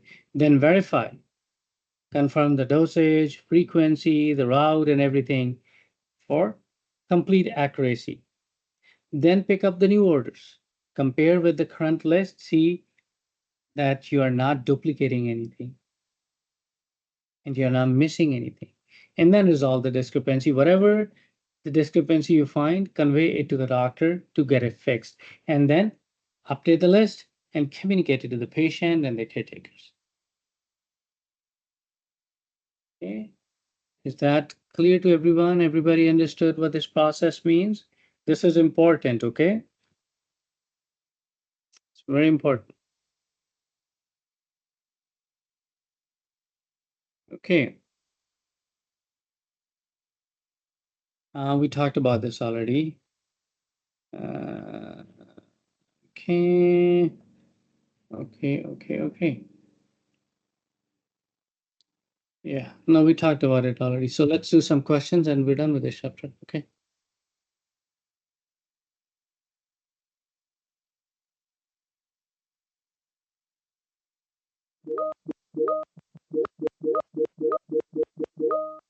Perfect.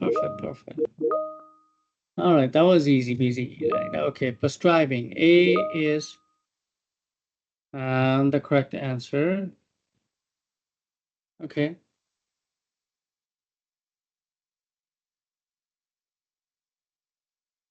And this question, please find the keyword that will help you to answer it correctly.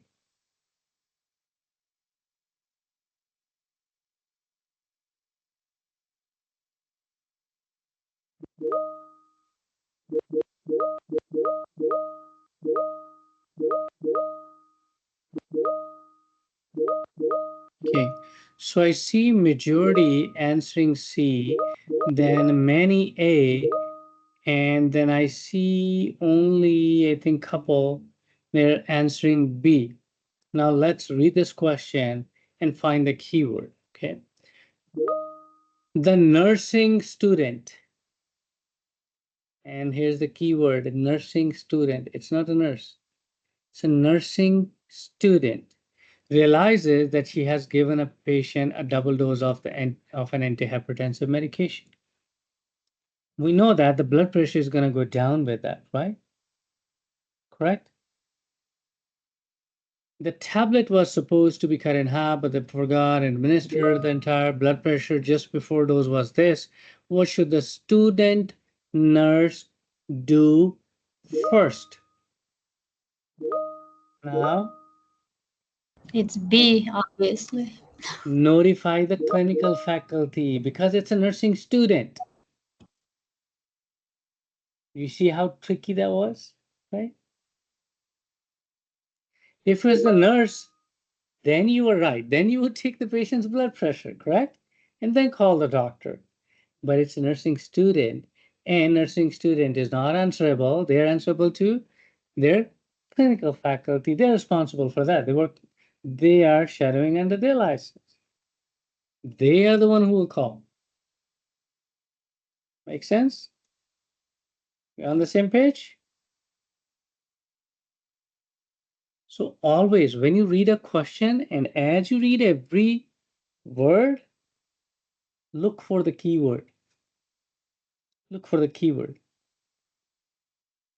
Those keywords are critical.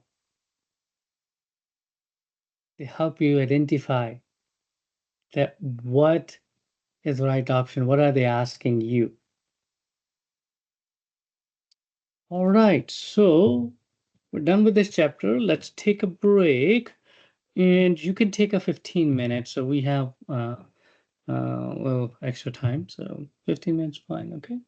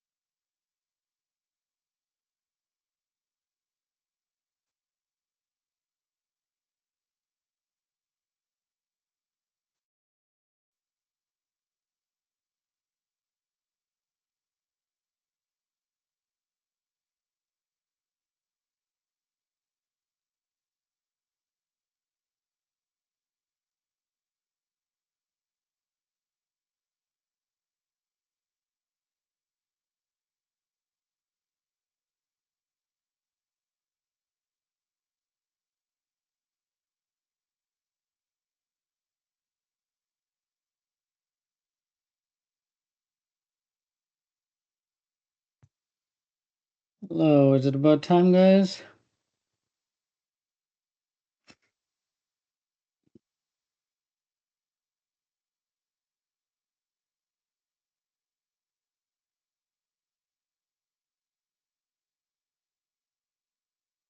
Yeah, let's turn on the cameras, please.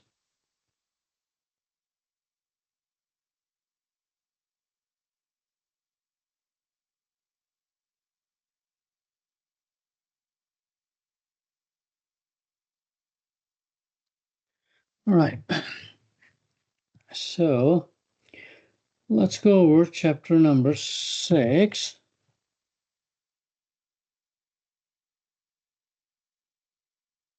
Which is about patient education and drug therapy. Patient education is critical, guys. We are in a different era now. It's a completely different role as an RN. It's not about just giving the medication. The other aspects, the other roles, which are equally important. So we'll be discussing all those important factors. But remember, to educate somebody, you need to communicate with, right? In the language they understand and the level they could understand. And what is the mode of communication? Language, right? So, what did I mention that if you are not able to speak their language or they're not able to understand your language, what to do? Interpreter. Okay. Yes. If you're not able to speak patient's native language, a translator or interpreter should be available to prevent any sort of communication gaps, minimize the errors. We don't want to communicate through somebody. It's a family member, your coworkers, no.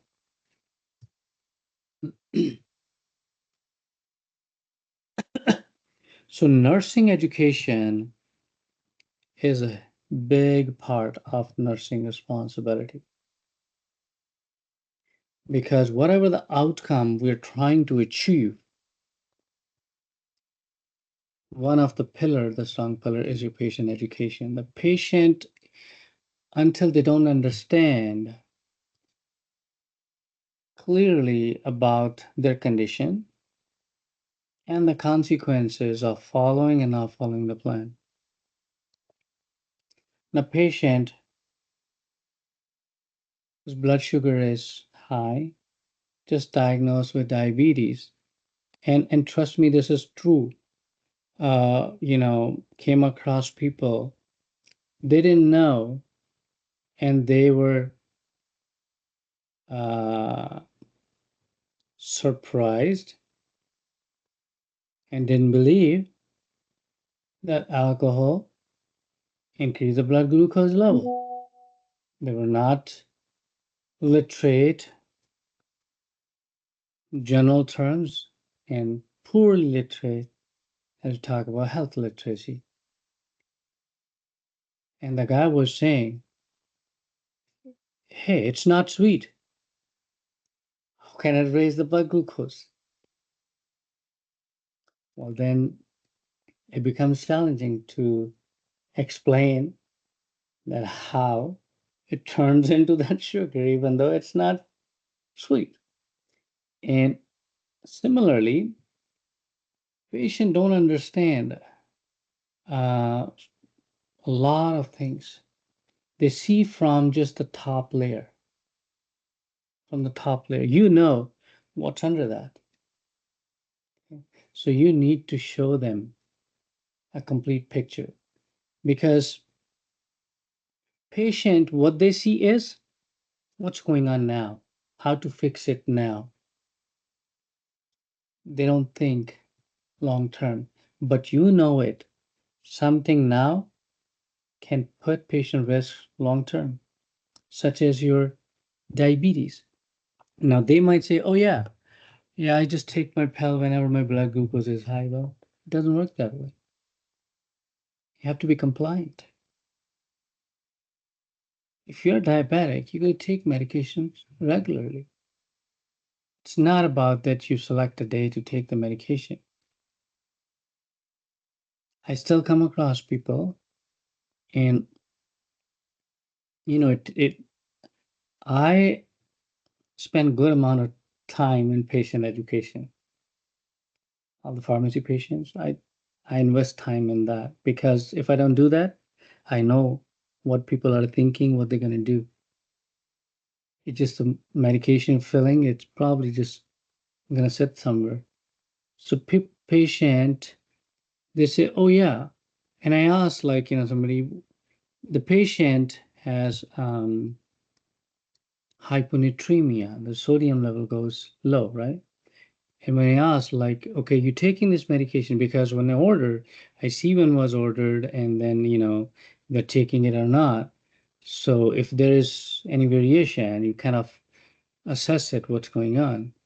You taking it, yeah? What do you take every day?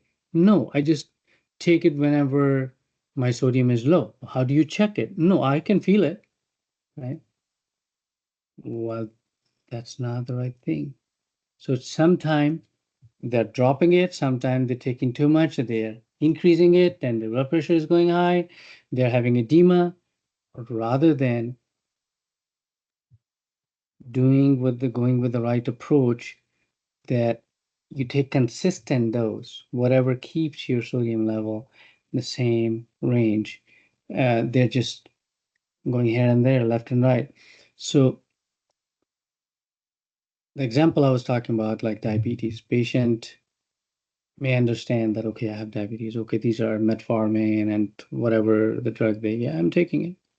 Well, if you're not monitoring it properly and see that how the drug is helping you, how much it is helping you, are you making lifestyle changes? Because there's no drug exists in this world for any disease which can cure completely unless the patient does everything else that's supposed to do.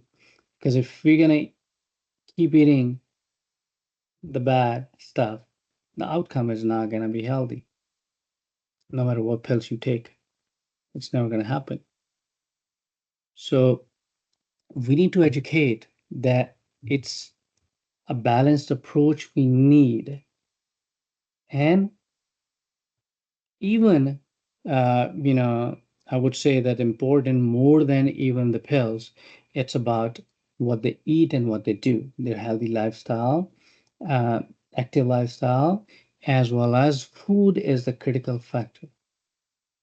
Just by changing the food itself, a lot of issues can be resolved.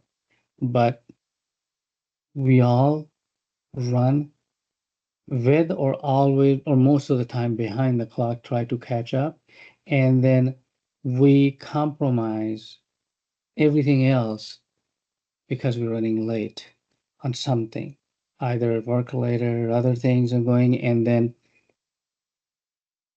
what we do is that, oh, you know what? I don't have time to cook. Well, what are we gonna do? I'm gonna get it from somewhere. I mean, we think problem solved, but we're actually creating more problems, much more severe. So I think it's just a different era that we are, I mean, including myself, we're spending more time on things which probably not productive, but not investing the time in the right resources. And that is the reason obesity, these diabetes, hypertension, heart conditions, all that's happening at young age as well. We don't have time to make healthy eating choices, food choices, because they're not quick. And it's very convincing to, it's like as a whole community to each other as like, yeah, I know you're busy, right? So everybody understand that thing that, yeah, we're busy, so that's why we're doing that. But trust me, that is the crucial thing, fix what you put in. Outcome will change on its own. But we're trying to do it the reverse order. And I'm not going to fix the problem. I'm just going to cover up. Right? So that is an issue. And patient should be educated on that, making sure they understand not only what's going on now, what can happen on the long run. Because if they're diabetic, they're not managing it well, or they keep eating whatever they're doing, they're not exercising, well, eventually their nerves are going to get damaged. Okay, nerves going to get damaged. They will have nerve pains. None of these pain medication are going to help them much. Okay, now they're taking pregabalin, Lyrica, gabapentin, are those neuro drugs in order to manage the pain. But while they didn't know at that time, they could have done, but they didn't realize at that time, right? But that is an important role you have to play to educate your patients that there are consequences. Everything has consequences, right? So, smoking, um, too much alcohol, all these things matters. Maybe they don't see it every day that, oh, I did this yesterday, but I don't feel any difference. Well, at one point they will, but then they won't have any choice, any option to go back and fix it. Everything, it can be done a specific time. You can't go back and fix everything. Uh, Also, diabetes is one of those conditions that it will slowly start eating up all the organs, all the vital organs, especially the kidneys, starts damaging them. It's not that it happens overnight or in months. It takes years and years. But eventually, if they are not managing it well, it happens. Then their heart gets weaker, high risk of strokes, cardiac arrest, all that. Their eyes, the vision, as soon as they land in their late 50s, you start seeing the difference. Lot of issues. So these conditions are silent killers. They just sit there, doesn't bother that much in the earlier phase, many years, but then they do that damage to the patient in those years that then all of a sudden it seems like they're experiencing problems from every angle. So that is something important. I would always suggest you guys that you invest time in patient education, because no matter how expensive tablets you're giving, if they're not compliant, it's not going to be effective. Um,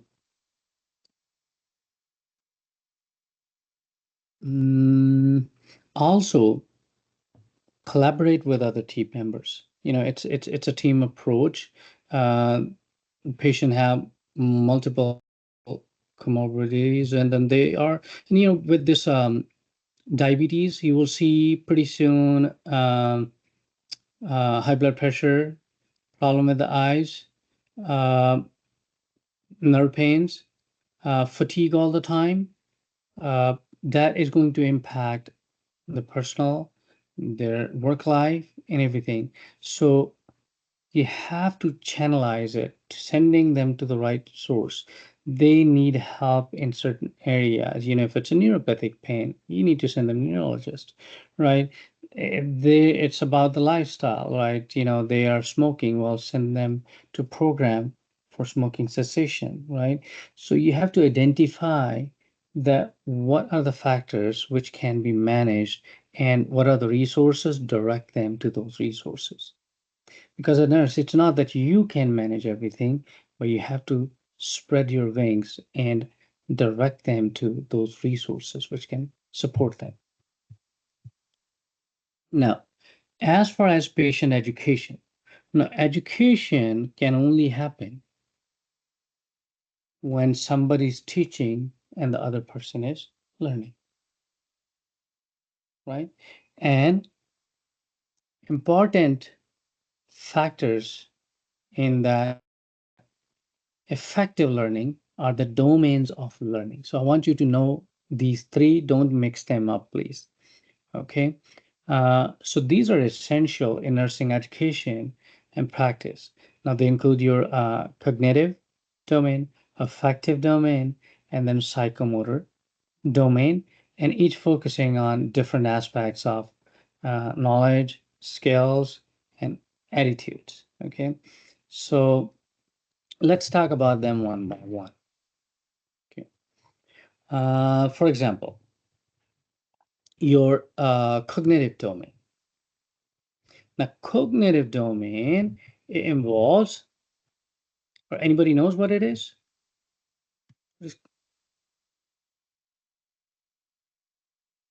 That domain is responsible. Go ahead, Bella. I was saying that it's like thinking, functioning, right? Cognitive one. Yeah. So these are mental skills and the acquisition of knowledge. Okay, understanding, applying, analyzing, evaluating the information. Those are under cognitive domain, right? So like referring to like the basic knowledge. Like, basic understanding. And for example, you're telling your patient about side effects, adverse effect of patient, and the patient understood and remember it, those signs and symptoms, right? That's about acquiring new knowledge. Then you're affective. Okay, affective. Anybody knows what that is? It's like the emotional side. Yes. So it's about emotions, attitudes. So focus on the feeling, values, emotional responses. Okay. Such as nurse developing empathy and improving communication skills to provide emotional support to patients during their care. Right. So it's that, emotional side. Then psychomotor. That's the doing domain, doing skills. It involves the physical skills and the ability to perform tasks which require coordination, technique, precision, right? Coordination, mind and body. That is your psychomotor. For example, nurse learning the skill how to insert an IV, right? Or performing sterile dressing change and that kind of stuff, right? So it's a coordination, the thought and performing it. Okay. Any question? Is everybody clear about all three domains of learning? Anybody? Any question?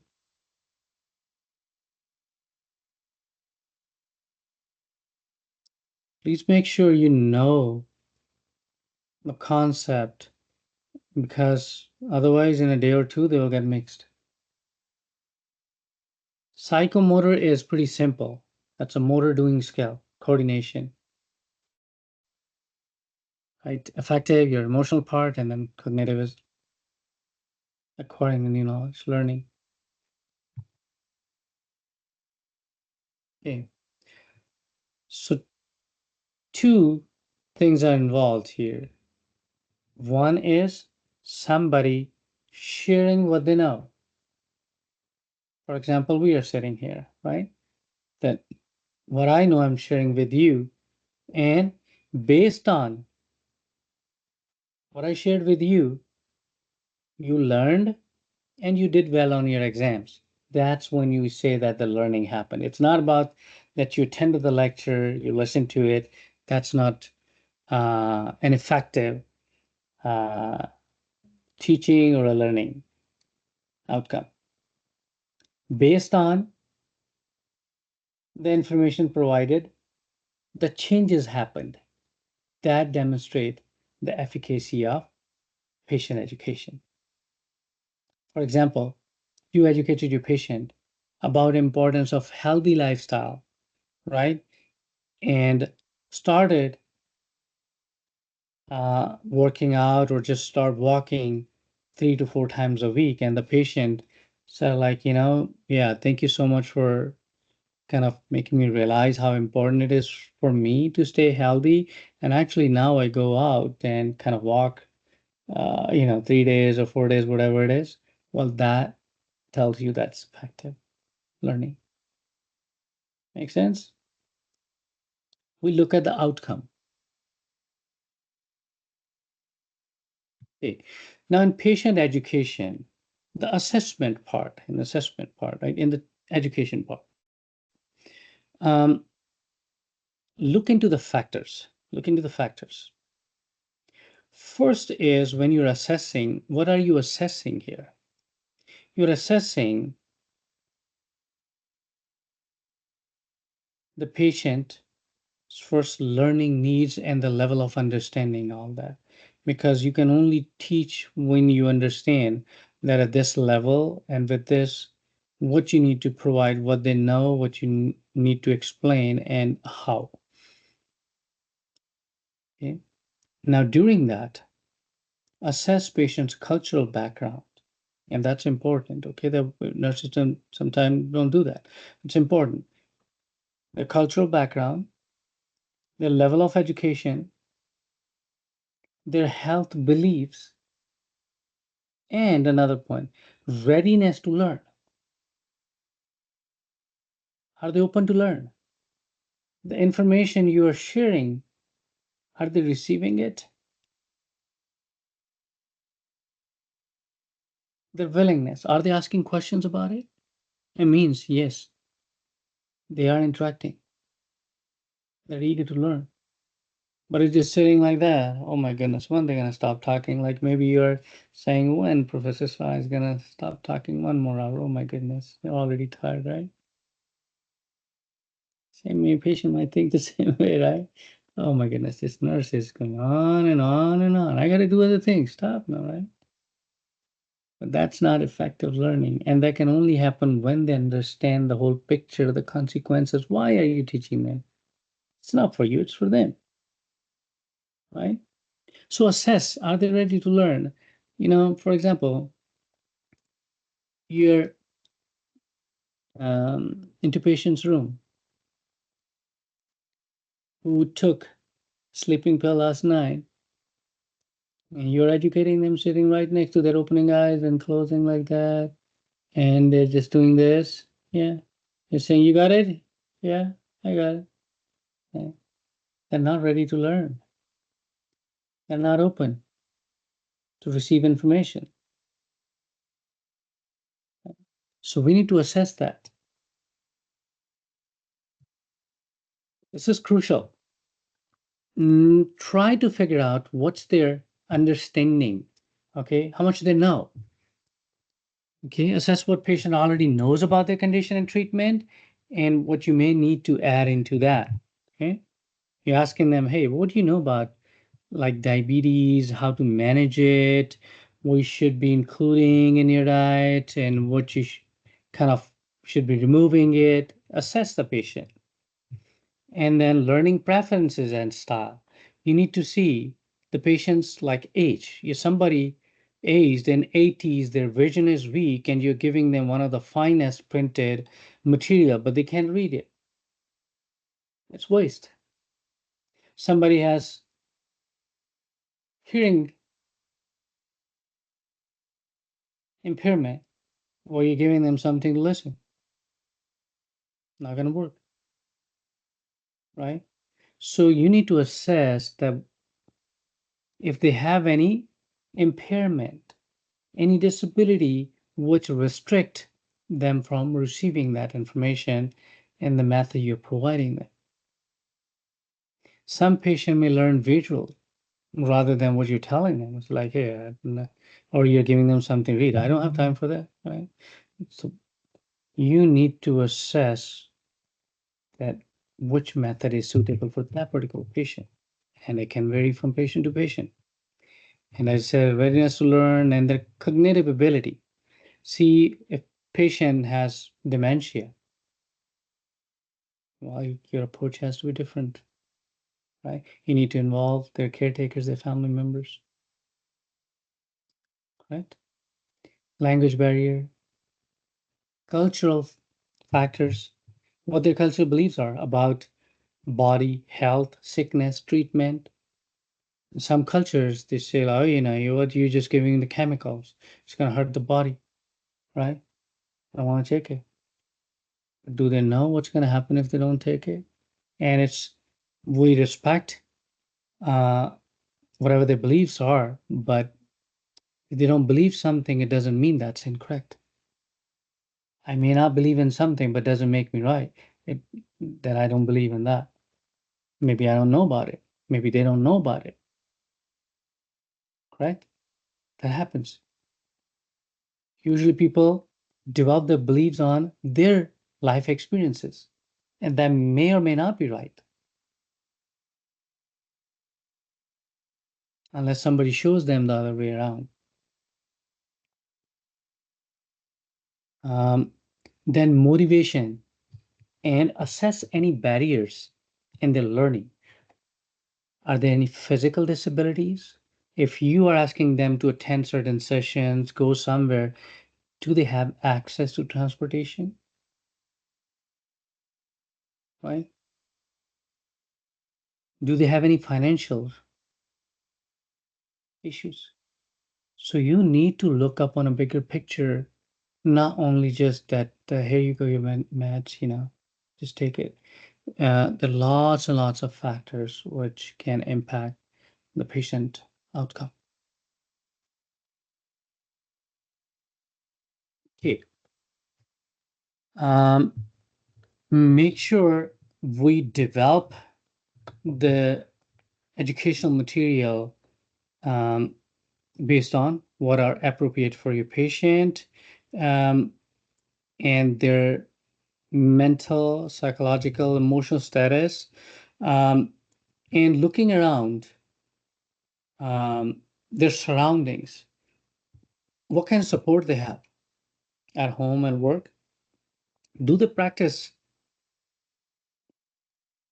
non-established other um, treatments, therapies, such as certain cultures, the folk medicine, home remedies they make. And again, I'm not saying they don't work, okay, but not everybody knows about them, and not everybody knows that if these mix together with medication, what they can do. Kimberly, you have a question, ma'am? Yes, if a patient is hesitant to take a medication and you're trying to educate them on the medication, is it the nurse's role or the doctor's role to kind of convince them that this is the best thing for them? It's not, there's a very thin line. It's a team effort. Both has to play a role. But why we emphasize more on the nursing? Because nursing has the most contact with the patient as compared to any other healthcare provider. So that makes you, as I would say, in the top in that list to talk to patient and explain that what the condition is and what the risks are associated and why it's so important, showing them the complete picture so that they can better understand that, and it falls on you because you spend the most time with them. Right. Yeah, because a lot of times patients will give like pushbacks, like with statins, for example, and they'll want to, let me do diet and exercise and this and that, even though their cholesterol is like through the roof and it's not going to work. Or most likely they could have made these changes but have failed to do so. And a lot of times they give those unrealistic pushbacks. So that's, Yep. yeah. Yeah, Okay. agreed. There some practical challenges, and then also, when you see by book and when you see in life, certain things happen, certain doesn't, because the prescriber, they have their own challenges, right? They have to see multiple patients. They have limited amount of time. Now, if you ask them that, oh, why don't they spend more time? Well, uh, that's also a profession. Um, you know, it's their bread and butter, and they make money from it, right? So in order to make money, while here in US, we bill insurances, right? So now, based on what insurance pays, then you have to work around that, how many patients you have to see in order to make what you want to make. I'll give you an example. Like, some of the insurances, um, especially these private insurances, the PPOs, oh my goodness, they don't want to pay anything. The provider will bill, even they inflate the billings, they bill like, okay, $375, $450, right, for visit. Now what they see is like they paid $75. Yeah. So now they have that facility, clinic, right? They have bills associated with that. They have people working there from reception to in who gets paid. But now they look into, then if I spend 30 minutes with that patient, how many patients I'm going to see in the day, then how I'm going to pay everybody. So when they have to cut time somewhere, so they aren't rushed. That's why if you go see doctors, why they're rushing? It's Yeah. not rocket science, right? That's the reason. And because of that, they do not spend enough time to go over everything in detail, so patient does not understand, and that's why it comes on nurses. Okay. Thank you. You are welcome. Thank you for bringing up that's a common concern, and you're going to see that, very common. Patient don't want to do it this way or that way. Either they don't know, or maybe they have certain limitations that a lot of times I see people don't have money to pay for. They wanted to take it, but it's so expensive they can't afford it. I've seen people crying because they can pay. So you can direct them to those resources where can then access them, and which can support them in the treatment plans, and they will cover those expenses. You direct them to social workers, and then they look into different resources. So there's so many options available. But again, everybody in rush doesn't focus and open up all those options for the patient. And then patient go there, pick up what I'm at, just kind of keep taking, no, not much difference in the outcome. And then another visit, another visit, another visit, and they just keep moving on the same platform. It's like you're walking but not reaching anywhere. Isn't that right? Like people are taking medications but they're never feeling better. Right? That's the reason, because it needs targeted approach. And not everybody does that. But whoever does it, they're unique people. And those are the ones who are identified from anywhere, like, that they're good in something. All right.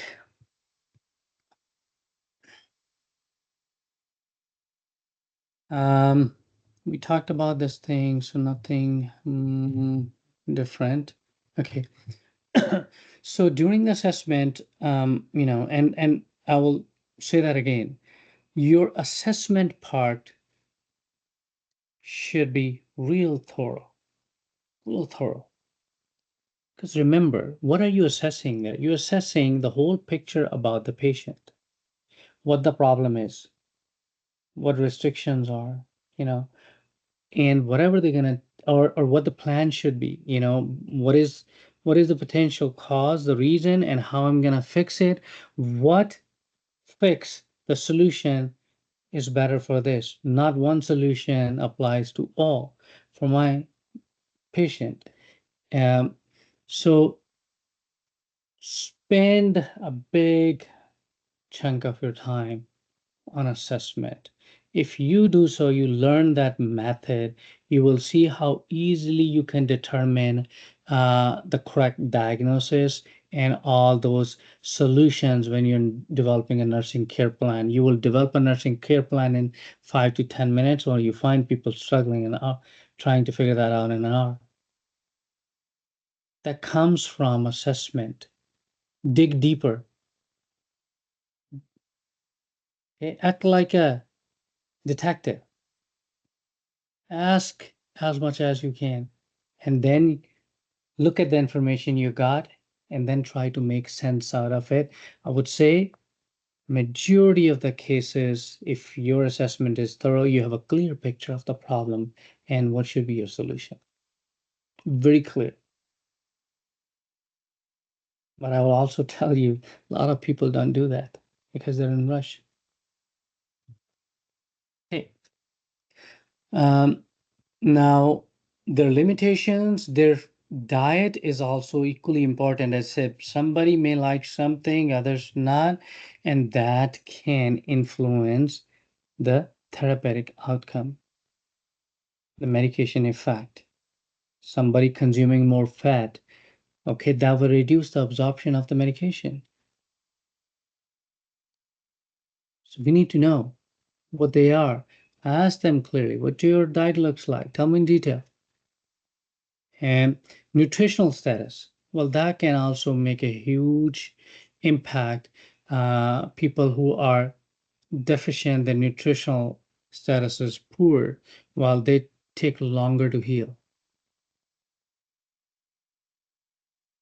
And then any previous experiences, any health behaviors, any patterns they had, like something helped, something didn't help, or they do anything specifically to manage specific type of problem. Or you know what, this works for me. You know, somebody having a headache, they say, just I close my eyes, or I take kind of a hot shower, or somebody say I take a Tylenol, somebody says ibuprofen works for me, somebody says I put a Chinese oil on my head, that works for me, who knows, right? So ask them about all these behaviors, past experiences, what worked for you? What did you try? Then also race and ethnicity. Why is that important? I think I gave an example yesterday about African Americans responding to calcium channel blockers and thiazide diuretics better uh, as compared to if they take ACE or ARB, which is the first line choice for everybody else. It's because of the genetic composition, how the genetic structure is, which nobody has control over. We need to assess.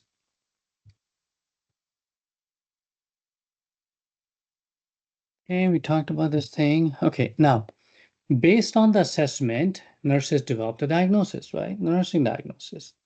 And that is different than your medical diagnosis. Nurses never make medical diagnosis, always nursing diagnosis. So this is specific to the health problems. Or in patient education part, it's about the learning needs that can guide creating an individualized teaching plan for the patient. Now, these diagnoses, they focus on patients' ability to understand and manage their health. Now, some of the common nursing diagnoses, for patient education, like deficient knowledge. They don't understand what's going on with them as far as their condition or the treatment, right? For example, somebody just got diagnosed with diabetes. They need education on insulin, how to administer it, how to monitor the blood glucose with the blood glucose monitor. It's something new for them. They didn't know. Deficient in that knowledge. Then, like your ineffective health maintenance, the patient is having difficulty maintaining their health behaviors or healthy behaviors, that they are not, such as they're not taking their medication regularly, then they're not able to develop that behavior, right? So these are some examples, and you will utilize these when you go for your clinicals. The SOAP notes you create on based on those. Now, planning part under the patient education was creating structured approach to how patient understand their condition, the treatment, and how to manage their health. Now, the key steps is for example, first, like assessing the patient's need. First, you assess what the patient needs are. Okay, find out what they know, their learning style, any barriers such as language and all that, and then you determine that they know this, they have this, this is what they need.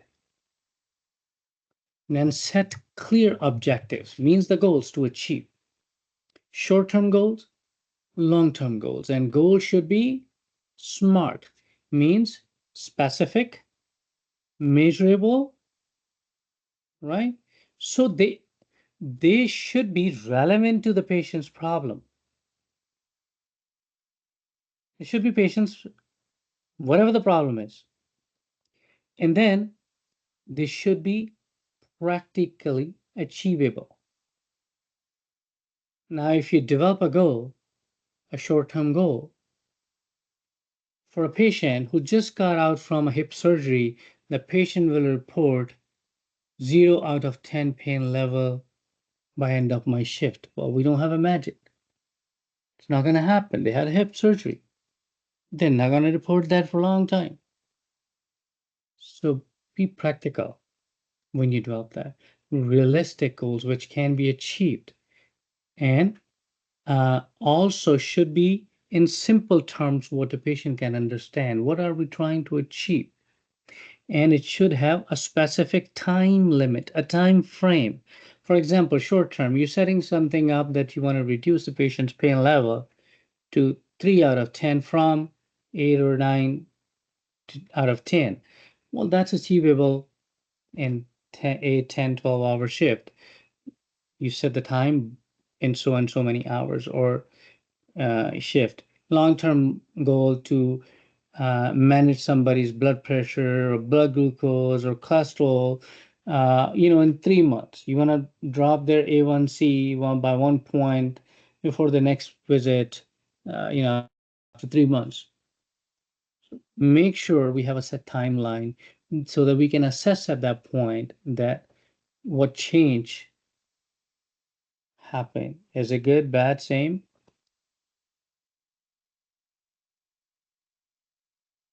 Okay. Any question, guys?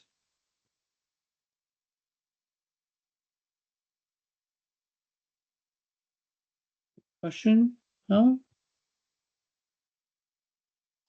Now, based on your assessment and everything, when you're developing, your goals, make sure that whatever the method you're using, that is appropriate for your patient based on their age, their mental level, the knowledge they have, whether you're giving them handouts, pamphlets, you're demonstrating something. If they're going to use an infusion pump at home, make sure they can see you, they can hear you, and then ask them to give you a return demonstration so that you can make sure they will be able to use it correctly.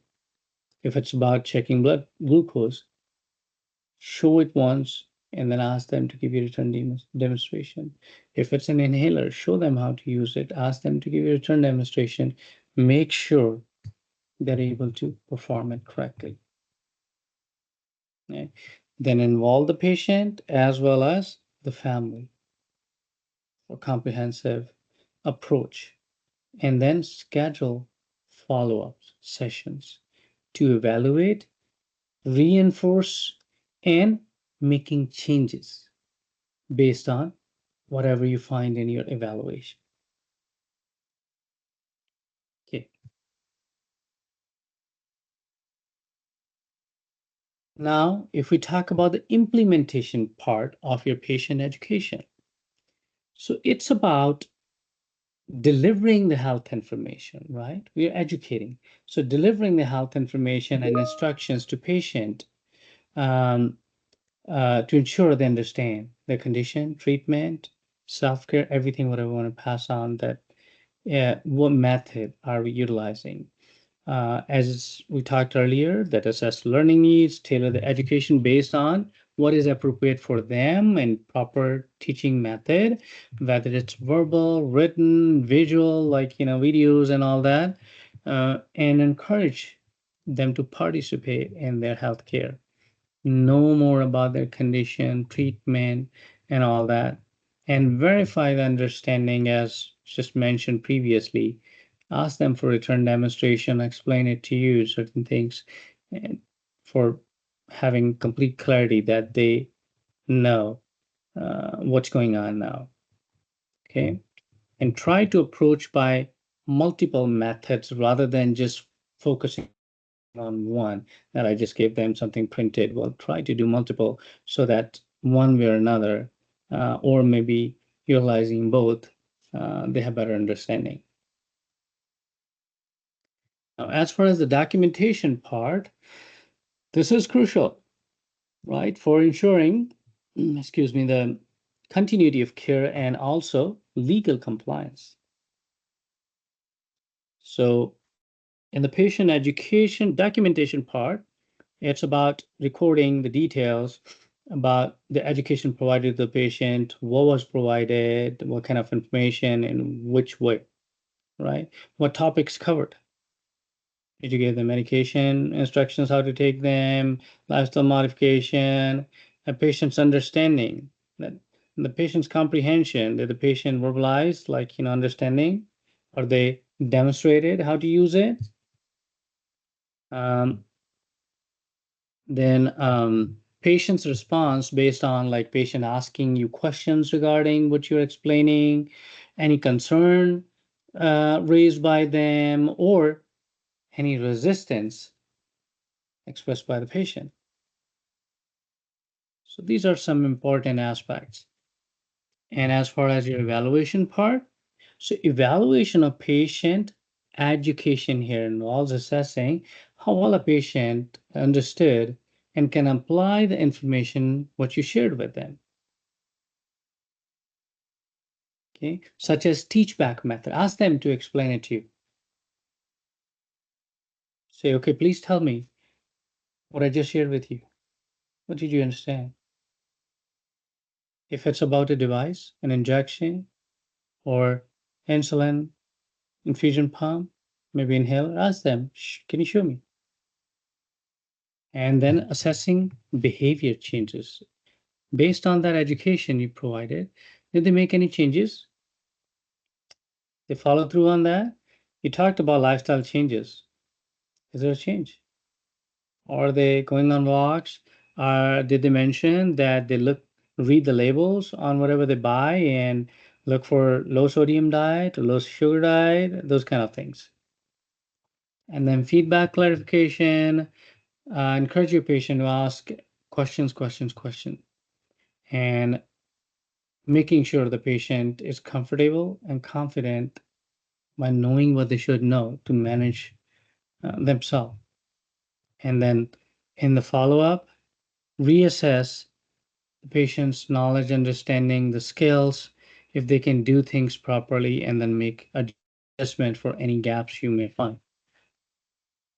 Okay. Now, during evaluation, you may find there's no change. You may find there's a positive change. You may find, well, no, it's going in the other direction. So try to find out what are potential reasons behind that. Is it the patient not compliant? If it was the medication, then maybe they're not taking it on a regular basis, right? So you need to evaluate and see what changes you can make and how to educate the patient further so that they realize, they know that there are consequences and the importance of following up on the plan we develop. Okay, any question?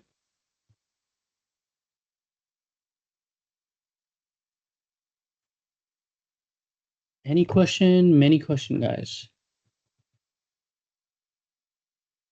A September sale, 60% off.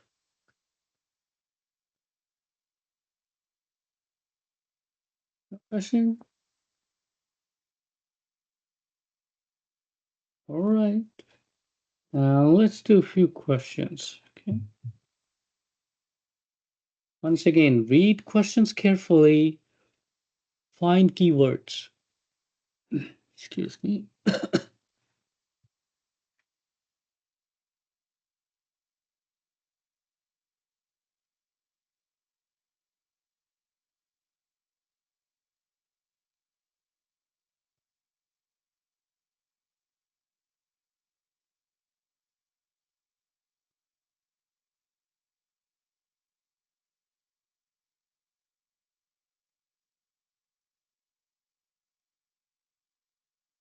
Okay, so looks like pretty much everybody answered C, and that's absolutely correct because the patient is too old, and um, providing that information to wife doesn't make any sense. He was just 1 year younger, and even on top of that, our focus is the patient.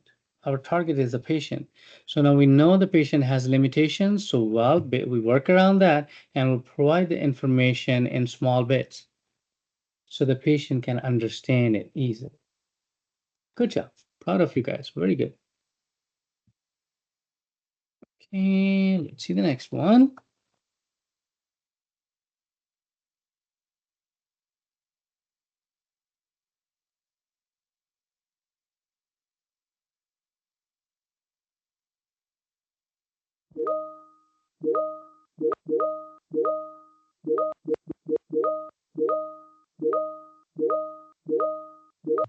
Okay, excellent. Good job. B is the correct choice. Non-compliance. The patient knows it. It's not they don't know it. They know it, but just don't want to do it. So that's non-compliance. Okay. The next question is not relevant. Okay, how about this?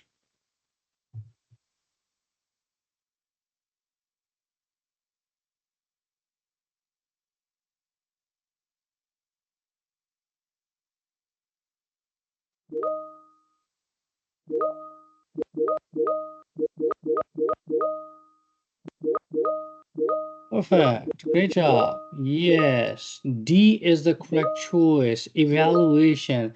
That's where we'll look into us whatever we assessed, whatever we diagnosed, whatever the implementations we did it work or not? That is evaluation. Perfect. Good job, guys. Very good. I am glad to see your responses. You guys are good. Okay, perfect. So we are done with the chapters. All right, so let's utilize this time. One, two,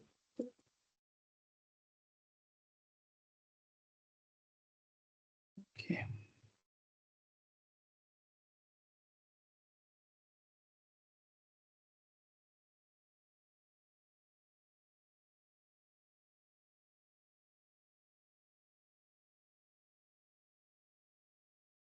So did you guys receive my Canvas message last night? So everybody's clear about that? And I verified, I checked the modules, they're the same, which are listed under both. Kayla, you have a question? Alexis was first. Okay. Yes, Alexis. I was wondering if our exam that we have coming up is similar to the multiple choice practice questions that we do at the end of each lecture. Are they similar to those? I mean, you will see, different ways because your questions are not just picked up from one particular resource, but definitely they're focused on the content, what we cover in the lecture. As long as you understand the concept, you will do fine. And I was talking to some other students last week, and they was like, ATI is different, and then evolve, the questions, they're different. Which one should we use? And I say like, you should use ATI, you should use evolve, and you should use if you find anything else as well. The reason behind that is, don't just think from one perspective that you need to pass this course. Well, your big goal is to become a nurse, an RN, and you need to pass the NCLEX to do so. Now, in NCLEX, the questions are developed by different people with different mindset. Right? It's not that they all develop in the same way. Right? So we need to prepare ourselves in a way that we are comfortable with either way, whatever the way anybody create the question, we get ourselves exposed to those so that we don't have any surprises.